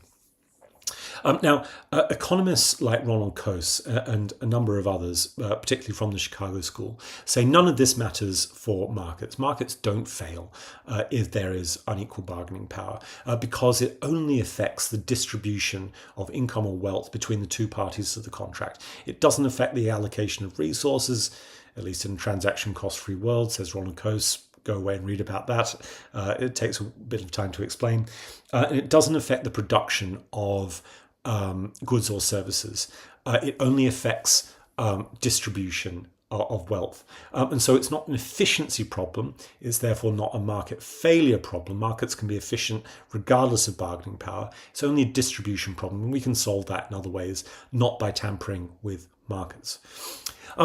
But this line of argument from Coase, from somebody called Stephen Schwab, who's a professor in Cornell Law School, are just very, very clearly wrong because distribution of income and wealth, which is changed by the bargaining power that people have, obviously affect people's motivation to work. So if workers are being underpaid, and in fact, if directors of companies are being overpaid because they've got bonuses that they don't need, then that means that the worker is going to be undermotivated to produce as much as he or she could, and the executive realizes that they can just profit from their office, not from doing good work. So we've got very clear behavioral evidence that this is true.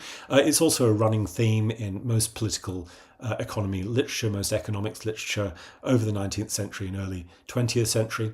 So the arguments of Coase and Schwab that unequal bargaining power are not market failures are just based on factual inaccuracies and therefore best ignored. And so what law is doing, and what it has done for well over a century, by responding to unequal bargaining power to correct this market failure problem, is very clearly right. So the law creates labour rights, consumer rights, tenancy rights, a whole array of human rights, statutory rights in market transactions, and where bargaining power becomes very acute and we start to see skill-based monopolies or natural monopolies, you have public ownership and specific regulation. This is a way that we can depict bargaining power, because I think it's a sensible question to ask. Well, if you have supply and demand interacting, don't you get an equilibrium market price? There's not really any role for bargaining power as we see it in the traditional supply and demand schedules. But I think that we can usefully depict how bargaining power operates. To turn it into the language of graphical representation or visualization rather than language of markets. And so this is a chart that I've come up with that attempts to show how you can think of bargaining power interacting with supply and demand in a normal market.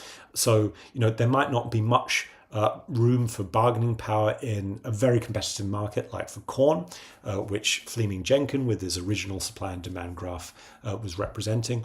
But in a market for labour, where people are selling their labour, you certainly do have bargaining power.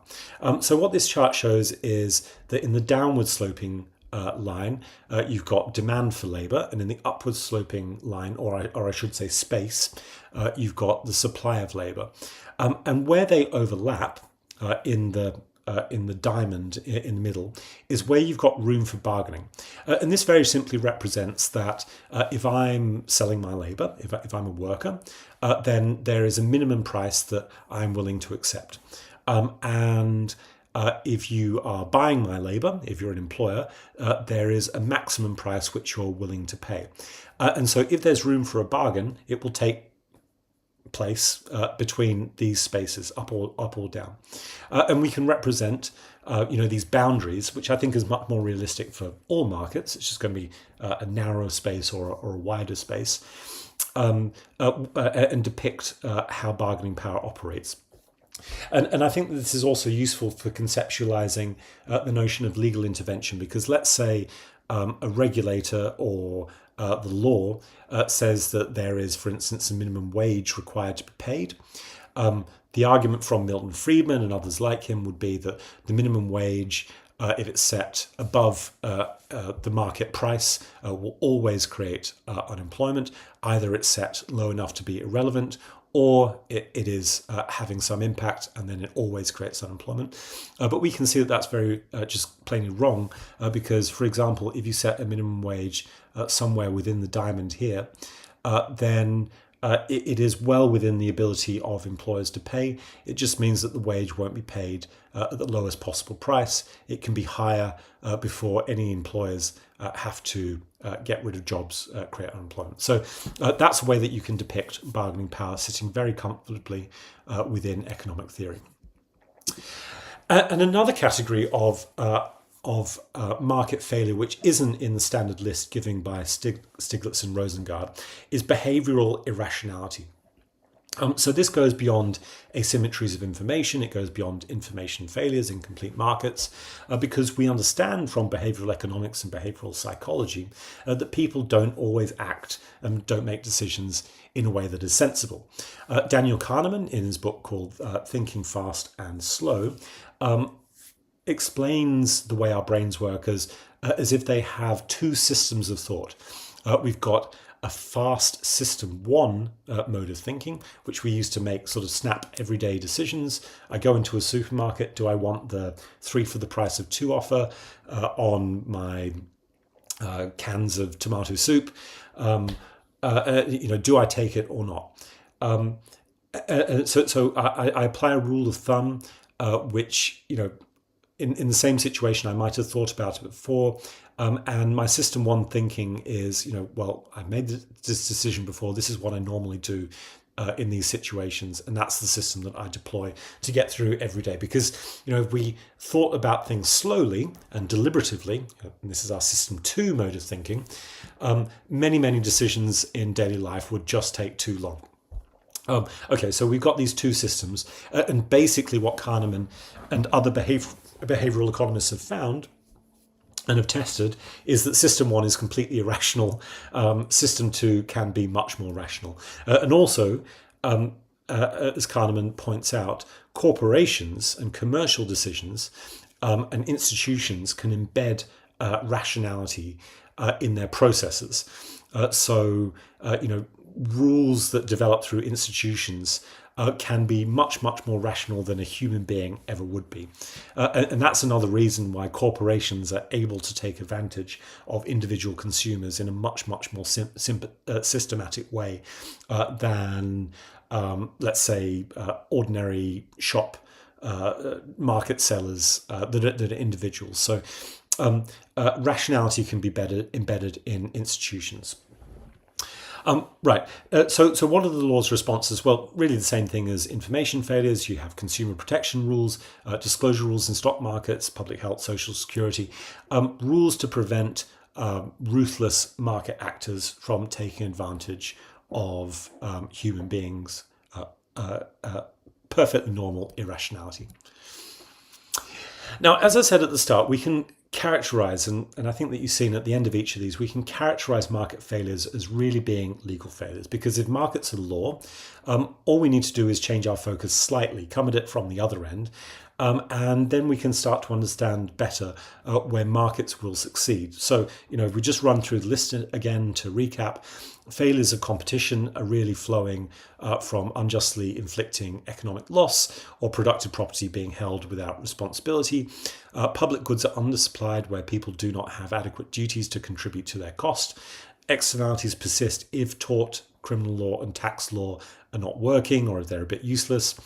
Information failures occur without good faith disclosure.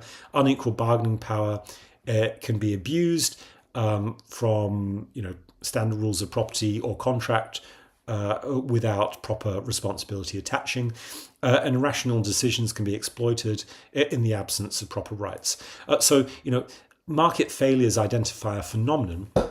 But that phenomenon only exists because of the legal institutions which are there or not there, or could be changed in a different way to the way that we currently have them. So if we turn it upside down, we can express positively what are the conditions for markets working successfully. And here are 7 conditions which I think provide a good starting point. So you'll have well-functioning markets if, number 1, in all transactions there's good faith disclosure of material information. And so that's what contract law does whenever it goes beyond a bare right to sue for damages or rescission in misrepresentation. There's good faith disclosure, and we find that in markets where there's consumer goods, you have information about the ingredients on food packets, you have information about the weight of many products, and you have consumer rights to information disclosure all over the place, which reshape the basic institutions of contracts. So good faith disclosure is very important for working markets. Markets will work best when you have relative equality of bargaining power. In any situation, if you have effective remedies for harm, namely through tort law or criminal law, markets are going to work much better. That's going to prevent externalities. For all enterprises, you will have better functioning markets if there's a broadly equal distribution of assets or finance for production, because then if you've got a broadly equal distribution, you will have more competition. If you don't have this condition fulfilled because there's natural monopolies, network monopolies, or skill-based monopolies, then markets just probably aren't going to work from the beginning. And therefore, if you don't have that condition fulfilled, you probably shouldn't be having a market enabled by law in the first place. Within enterprises, for corporations to act responsibly on the market, you need enforceable duties of careful, conflict-free conduct bound by law. So this is what we get from trust law, company law, administrative law. Within enterprises, you also need a symmetry between people's contributions and their voice in enterprise. This is what we can do through corporate governance and public law. And if enterprises fail, you need a fair priority and social insurance for distributing losses. This is what insolvency law does. But I think condition 4 is particularly important for functioning markets, because if that condition doesn't exist, as I've mentioned, if there's a skill-based, natural or network monopoly, then consumers are not likely to be able to vote with their feet. They therefore don't exercise much discipline on the producers of goods or services. And so most countries have public ownership or regulation, or they have very serious exploitation of service users by the corporations or monopolies that are in charge. Also useful to think about is the fact that when we identify these market failures, although we can turn it upside down, look for market conditions, they are useful because they also identify ways in which companies can have sources of finance through the failure of regulation. So we all know companies in the private sector raise money through equity and debt. They get shareholders, they get bank loans. They might also get state aid, and companies in the public sector that are publicly owned get government funding through taxes, or they might get funding like private companies through the price system. But also, companies can get funding because there's a failure of competition. If you're sitting on a monopoly and you can exploit service users or customers, charging them much higher prices than you would ordinarily be able to do if there were a functioning market, then this is in effect a regulatory subsidy. The law, by failing to control the monopoly, is subsidizing the monopolist through its failure to have adequate legal rules. Next one, externalities, even more obvious. If you allow companies to pollute, then the law is in effect giving a regulatory subsidy by not internalizing the costs of pollution that are thrown onto others into the productive equation. Information asymmetries, incomplete markets, irrationality, unequal bargaining power. If any of these things are capable of being exploited, then again, you've got another regulatory subsidy. Worth noting, of course, that public goods and unemployment, inflation, or disequilibrium are cases of underproduction rather than overproduction. And so the problem there is really an absence of finance rather than too much finance. And then I think it's worth touching on government failures. So in contrast to the narrative from economists like Stiglitz and Rosengard that you have market failures and you have government intervention to correct the market failure, even though, keeping in mind, we've said that it's government set rules for markets and often it's the law that's failure rather than the market. Economists from the Chicago School said, well, maybe you still shouldn't intervene in markets if there's a market failure as has been identified, because government failure could be worse. And this is defined by Stiglitz and Rosengard as cases where the costs of an intervention outweigh the benefits. Now, again, I think it's just so important to keep on emphasizing that this framework really doesn't make sense from a legal perspective, because if you accept that governments build markets through contract law, property law, and that they're not some spontaneous order, as Hayek would have said, there is no such thing as government intervention. All that's happening is government is changing the rules. There's no sort of pre-legal state, pre-intervention state where markets exist in some sort of hypothetical pure form. That's just not the reality. That's not how things work. But obviously it's true that when governments change the rules or they supervise interactions in the private economy, they can do it in a better way or a worse way. It's obviously the case as well that governments can fail to set up the rules for markets in a sensible way. So government failure can be the same thing as creating markets.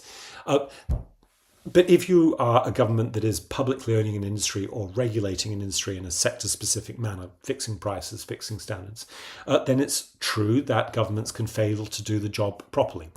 The basic way that the law tackles this problem is to have ordinary principles of public accountability, usually overseen through judicial review or stakeholder involvement and, the institutions of democracy, transparency, and an active voting public and active citizens. So if you've got an information asymmetry between the service provider and the service users, create more transparency, have accounting, have it all subject to judicial review.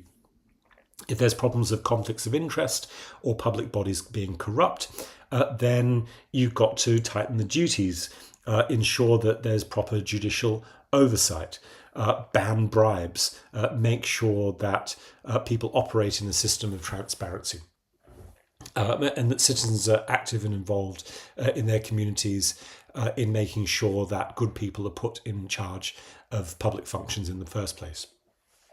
And if you've got regulatory capture, an easy way that you can avoid this is get rid of revolving doors between regulators and the regulated by banning people taking jobs in private companies after they've been a regulator. By the way, making sure that salaries among regulators are competitive with the private sector, but also including stakeholder voice, so that if the industry is an important lobby group, it's not drowning out the voices of service users, workers, and people who live in the community. If you have more top-down appointments, if more power is concentrated in the government, then there is a greater risk of regulatory capture than if you have greater stakeholder involvement. So now that we've covered market failures and the different kinds of reasons in which it's thought by economists that there should be government intervention or one kind of another, we should say something about gathering evidence for what works and the kinds of changes that people make. So theory is all very well, but what we need to do is have theories that are actually backed by good empirical evidence. And if we're lawyers, we know that evidence is key to making any case. And the same is true in politics and political science, at least we hope. There are three main kind of ways in which empirical evidence in the social sciences can be collected. The first is that you can have quantitative studies.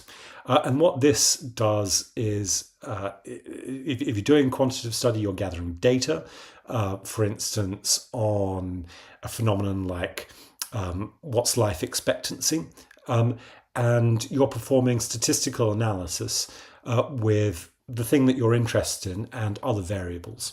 If we look at life expectancy, we might ask, what are the best legal systems that lead to the highest life expectancy? So we've got to find another variable that we think might matter or not in our legal system that will map on to, better performing results in healthcare outcomes like life expectancy. This is just one example.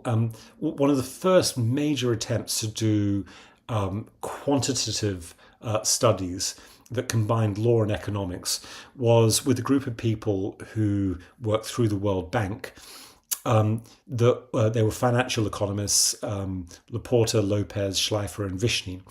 and they wanted to show that the American system of corporate governance was really good.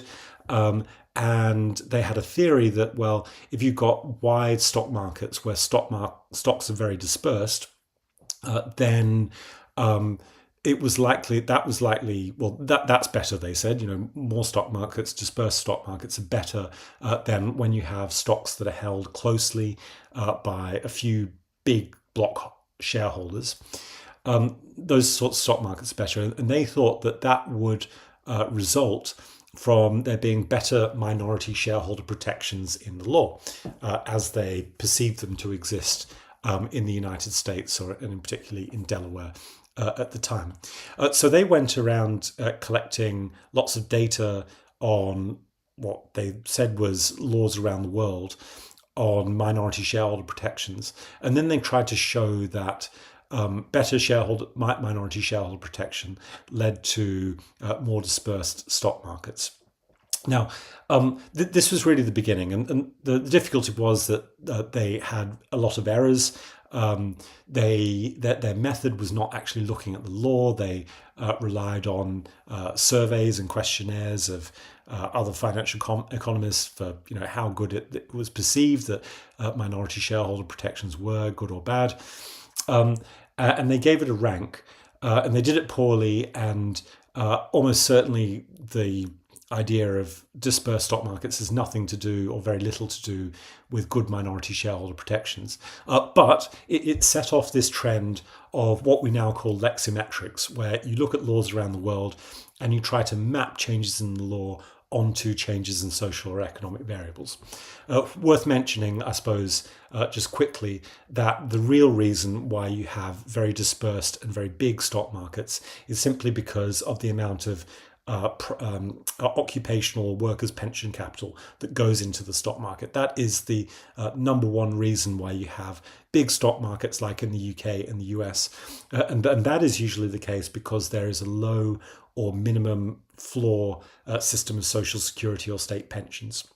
In countries which have smaller stock markets that tend to have more block holding, you have bigger public pension funds that are not pension funds, rather public pensions and social security systems that are income linked. Therefore, people don't need to save as much money into the stock market. Therefore, stock markets are smaller. Therefore, you don't have as much dispersion. Okay, but so the point is that you can have quantitative empirical evidence, and what we do when we've got like two variables. Say, we've reduced our laws to, more or less protective to a number, and we try to map it onto economic variables through regression analysis, so through econometric methods. The limit of these is that they can show very close correlations. If we've got lots and lots of data from lots and lots of countries, we can see that there's a correlation between the law doing this or doing that in lots of countries. But close correlations aren't the same as identifying causation. However, they are very, very close to getting to causation. And so you can ground a good empirical theory if it's consistent with quantitative empirical evidence. Second kind of evidence that you can have is qualitative, and that's just going and interviewing people. What do they think about the phenomena that they are studying? If you go and ask workers, if you are paid more, would you work harder? And they say yes, then this would be a good reason to think that what they are saying is true. Obviously, you can imagine that the limit of qualitative studies, even if you do it with lots and lots of people, is that it's subjective. And so people don't always respond to the same incentives as what they think they do. Okay, so but very important to understand what human beings really think they are doing, and that really matters when you have really deep qualitative studies. We call it ethnographic, people going and living with communities to identify how they think and act and perceive the world around them. Third kind of empirical evidence is behavioral studies. And this is what has bloomed from behavioral psychology and behavioral economics. We put people into controlled test environments and do experiments by changing the incentives that they react to, obviously with their consent. So an example of this is relating to how much people are paid. There was one study done by Cohn, Fair, Herman and Schneider on the effects that that pay had and changing pay had on people's productivity. So they got a group of people, a large number of test subjects, they put them in pairs to work together, handing out vouchers for nightclubs on a German high street. And they had three different kinds of treatment for these pairs, so dozens of test subjects. But in one group of pairs, they paid them a certain wage, and they monitored the productivity that they had. So how many vouchers were given out in return for people's information, addresses or contact details. Second group of people, they gave both of the workers a pay cut. And they watched how much the productivity dropped. And of course, if you just think about it for a second, of course, productivity is going to drop if people get a pay cut halfway through their shift. Unsurprisingly, people were less motivated to work when they got a pay cut. So with both people who got a pay cut. And then with the third group, and this is the interesting part, they left one worker's pay the same, and they said to the other worker, you're getting a pay cut, this is the manager's decision. And observed the productivity in this third group. And broadly speaking, the worker that doesn't have their productivity cut, doesn't have their pay cut, has roughly the same productivity, but the worker who has their pay cut has such a drop of productivity that it outweighs when both workers' pay was cut in the second group of subjects. And the logic that comes from this, or the theory that flows from this study, is that when people are treated unfairly, that is even more demotivating than when one person is treated unfairly than when everyone is treated badly. But so social comparison matters a great deal, and it motivates production. And so that is an example of a study from behavioral economics, and there are dozens, hundreds, thousands of studies that we can do like this. And it's very important to understand the incentives that people have and the way that they act. So put together, evidence from all fields matters a great deal, and it can inform what we should do in the law. And that'll work so long as lawmaking is driven by evidence. If politics is driven by ideology, and we cease to care about facts, we say that the news is fake. If politics just becomes a raw exercise of power, we have disdain for experts, then the impact that empirical work can have will be limited. But so long as we live in a democratic society that does care about truth, then empirical evidence matters more and more. And with the access to such vast pools of data that we've got now through the internet and through the advances in artificial intelligence, we can think much more clearly about how to reshape our institutions to make them better for everyone. Final set of things that I want to cover in theory and how it relates to theory is the relationship between theory and principles of law, rights, and justice. So human rights, which underpin so much of enterprise law, which are so crucial for the functioning of the economy and society, are really interlinked with political and civil rights.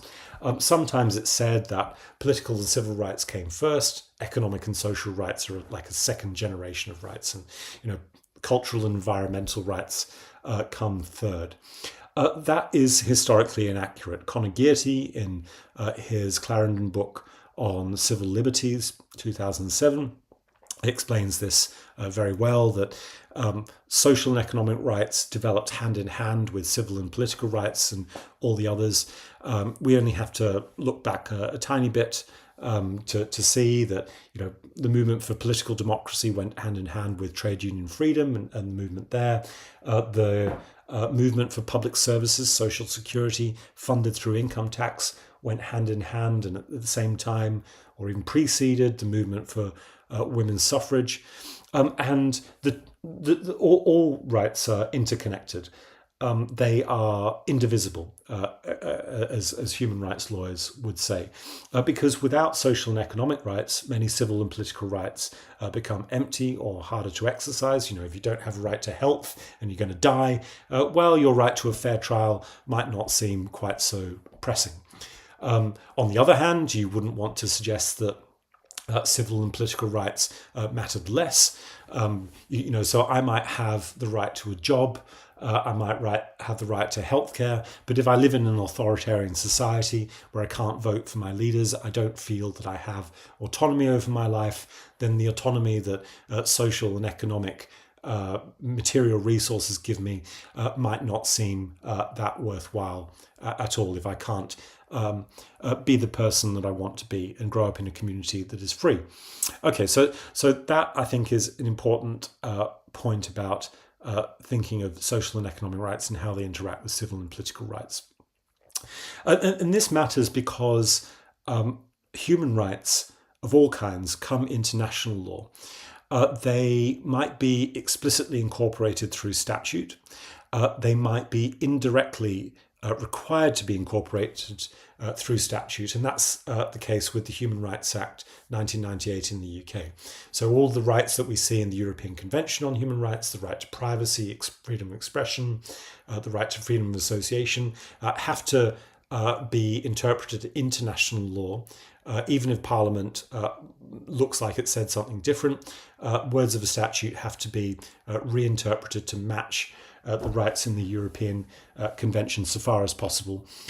If it's not possible to interpret your way into compatibility, then courts issue a declaration of incompatibility, and Parliament's expected to amend the law to match the standards in the European Convention on Human Rights.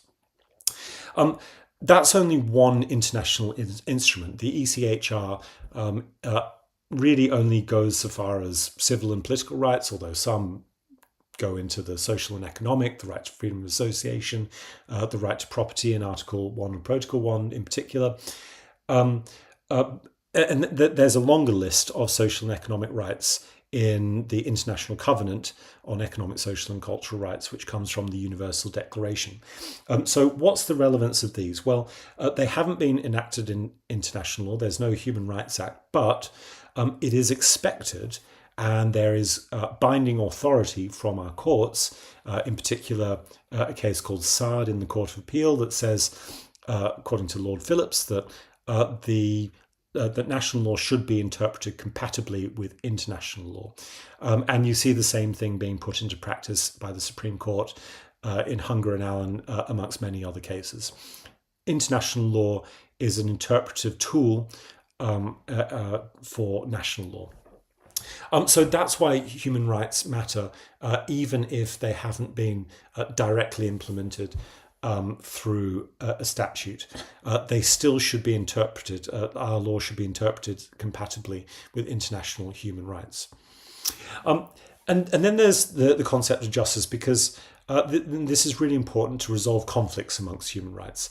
So you might have a conflict between somebody's right to property and another person's right to freedom of association. Or you might have a conflict between somebody's right to privacy and somebody's right to freedom of expression. How do you resolve the conflicts in human rights, especially when they look like they're just a big long list in an international treaty? And the answer to that is, I think that you need to have some kind of conception of fairness, some kind of ultimate goal through which conflicts can be resolved. Justice has different conceptions. There's corrective justice, which we're familiar with from private law. If somebody wrongs you, then you should be compensated. So you should have like a plus if you get a minus. That's corrective justice. There's distributive justice, which is about fairness, a fair allocation of resources and goods. And taxation is about distributive justice. Labor law is about distributive justice. In fact, almost every kind of law that shapes the economy is about distributive justice and fairness. But then there's this larger conception of justice, which we can call social justice. And that is about the duty that society has to everyone to ensure that everybody has the right to fulfill their potential.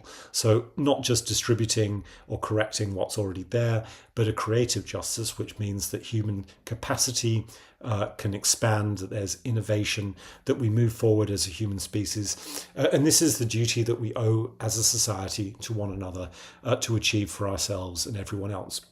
And that idea is expressed right at the end of the Universal Declaration of Human Rights, that everyone has duties to the community in which the free and full development of the personality is possible. So when we're thinking about economic rights, we're thinking about social rights, civil and political rights, it's important to see that these are all embedded within a conception of a democratic society and within a conception of justice that can resolve the conflicts between them. Human rights are so important to enterprise law because when we're talking about university governance, banking, health, electricity, water, big tech media, you name it, there's usually a human right. In fact, there's always a human right that is at stake. But human rights don't give us guidance of how to achieve them. Human rights are a destination, and the detailed rules of enterprise law are a map. So the Universal Declaration has all these rights to education, health, food, housing, benefits of science, freedom of expression. How we actually achieve these in practice depend on the details, the really hard law of how your university is built through the King's College London Act or the Cambridge University Act or the French Education Code or whatever it is. These set out how the right to education is realized in practice, and the finance acts which finance public money, the rules on taxation, the rules on sector-specific regulation of water, electricity. That's the real details that we need to understand how human rights are achieved in practice. So while human rights law is very focused on abuses of human rights, and rightly so, when it comes to economic and social rights, there's less of a developed literature about how these things are achieved in practice. And that's what enterprise law is really concerned with. So to conclude all these lectures on theory, three main points. First of all, we've seen competing theories of politics, economics, and law, and these shape the ideas behind enterprise law today that we're going to go on to do. The difference now, compared to doing theory in the past, is that we have much more empirical data to see and test what truly achieves better outcomes. Second main point is we've gone through market failure theories. These are a very useful framework.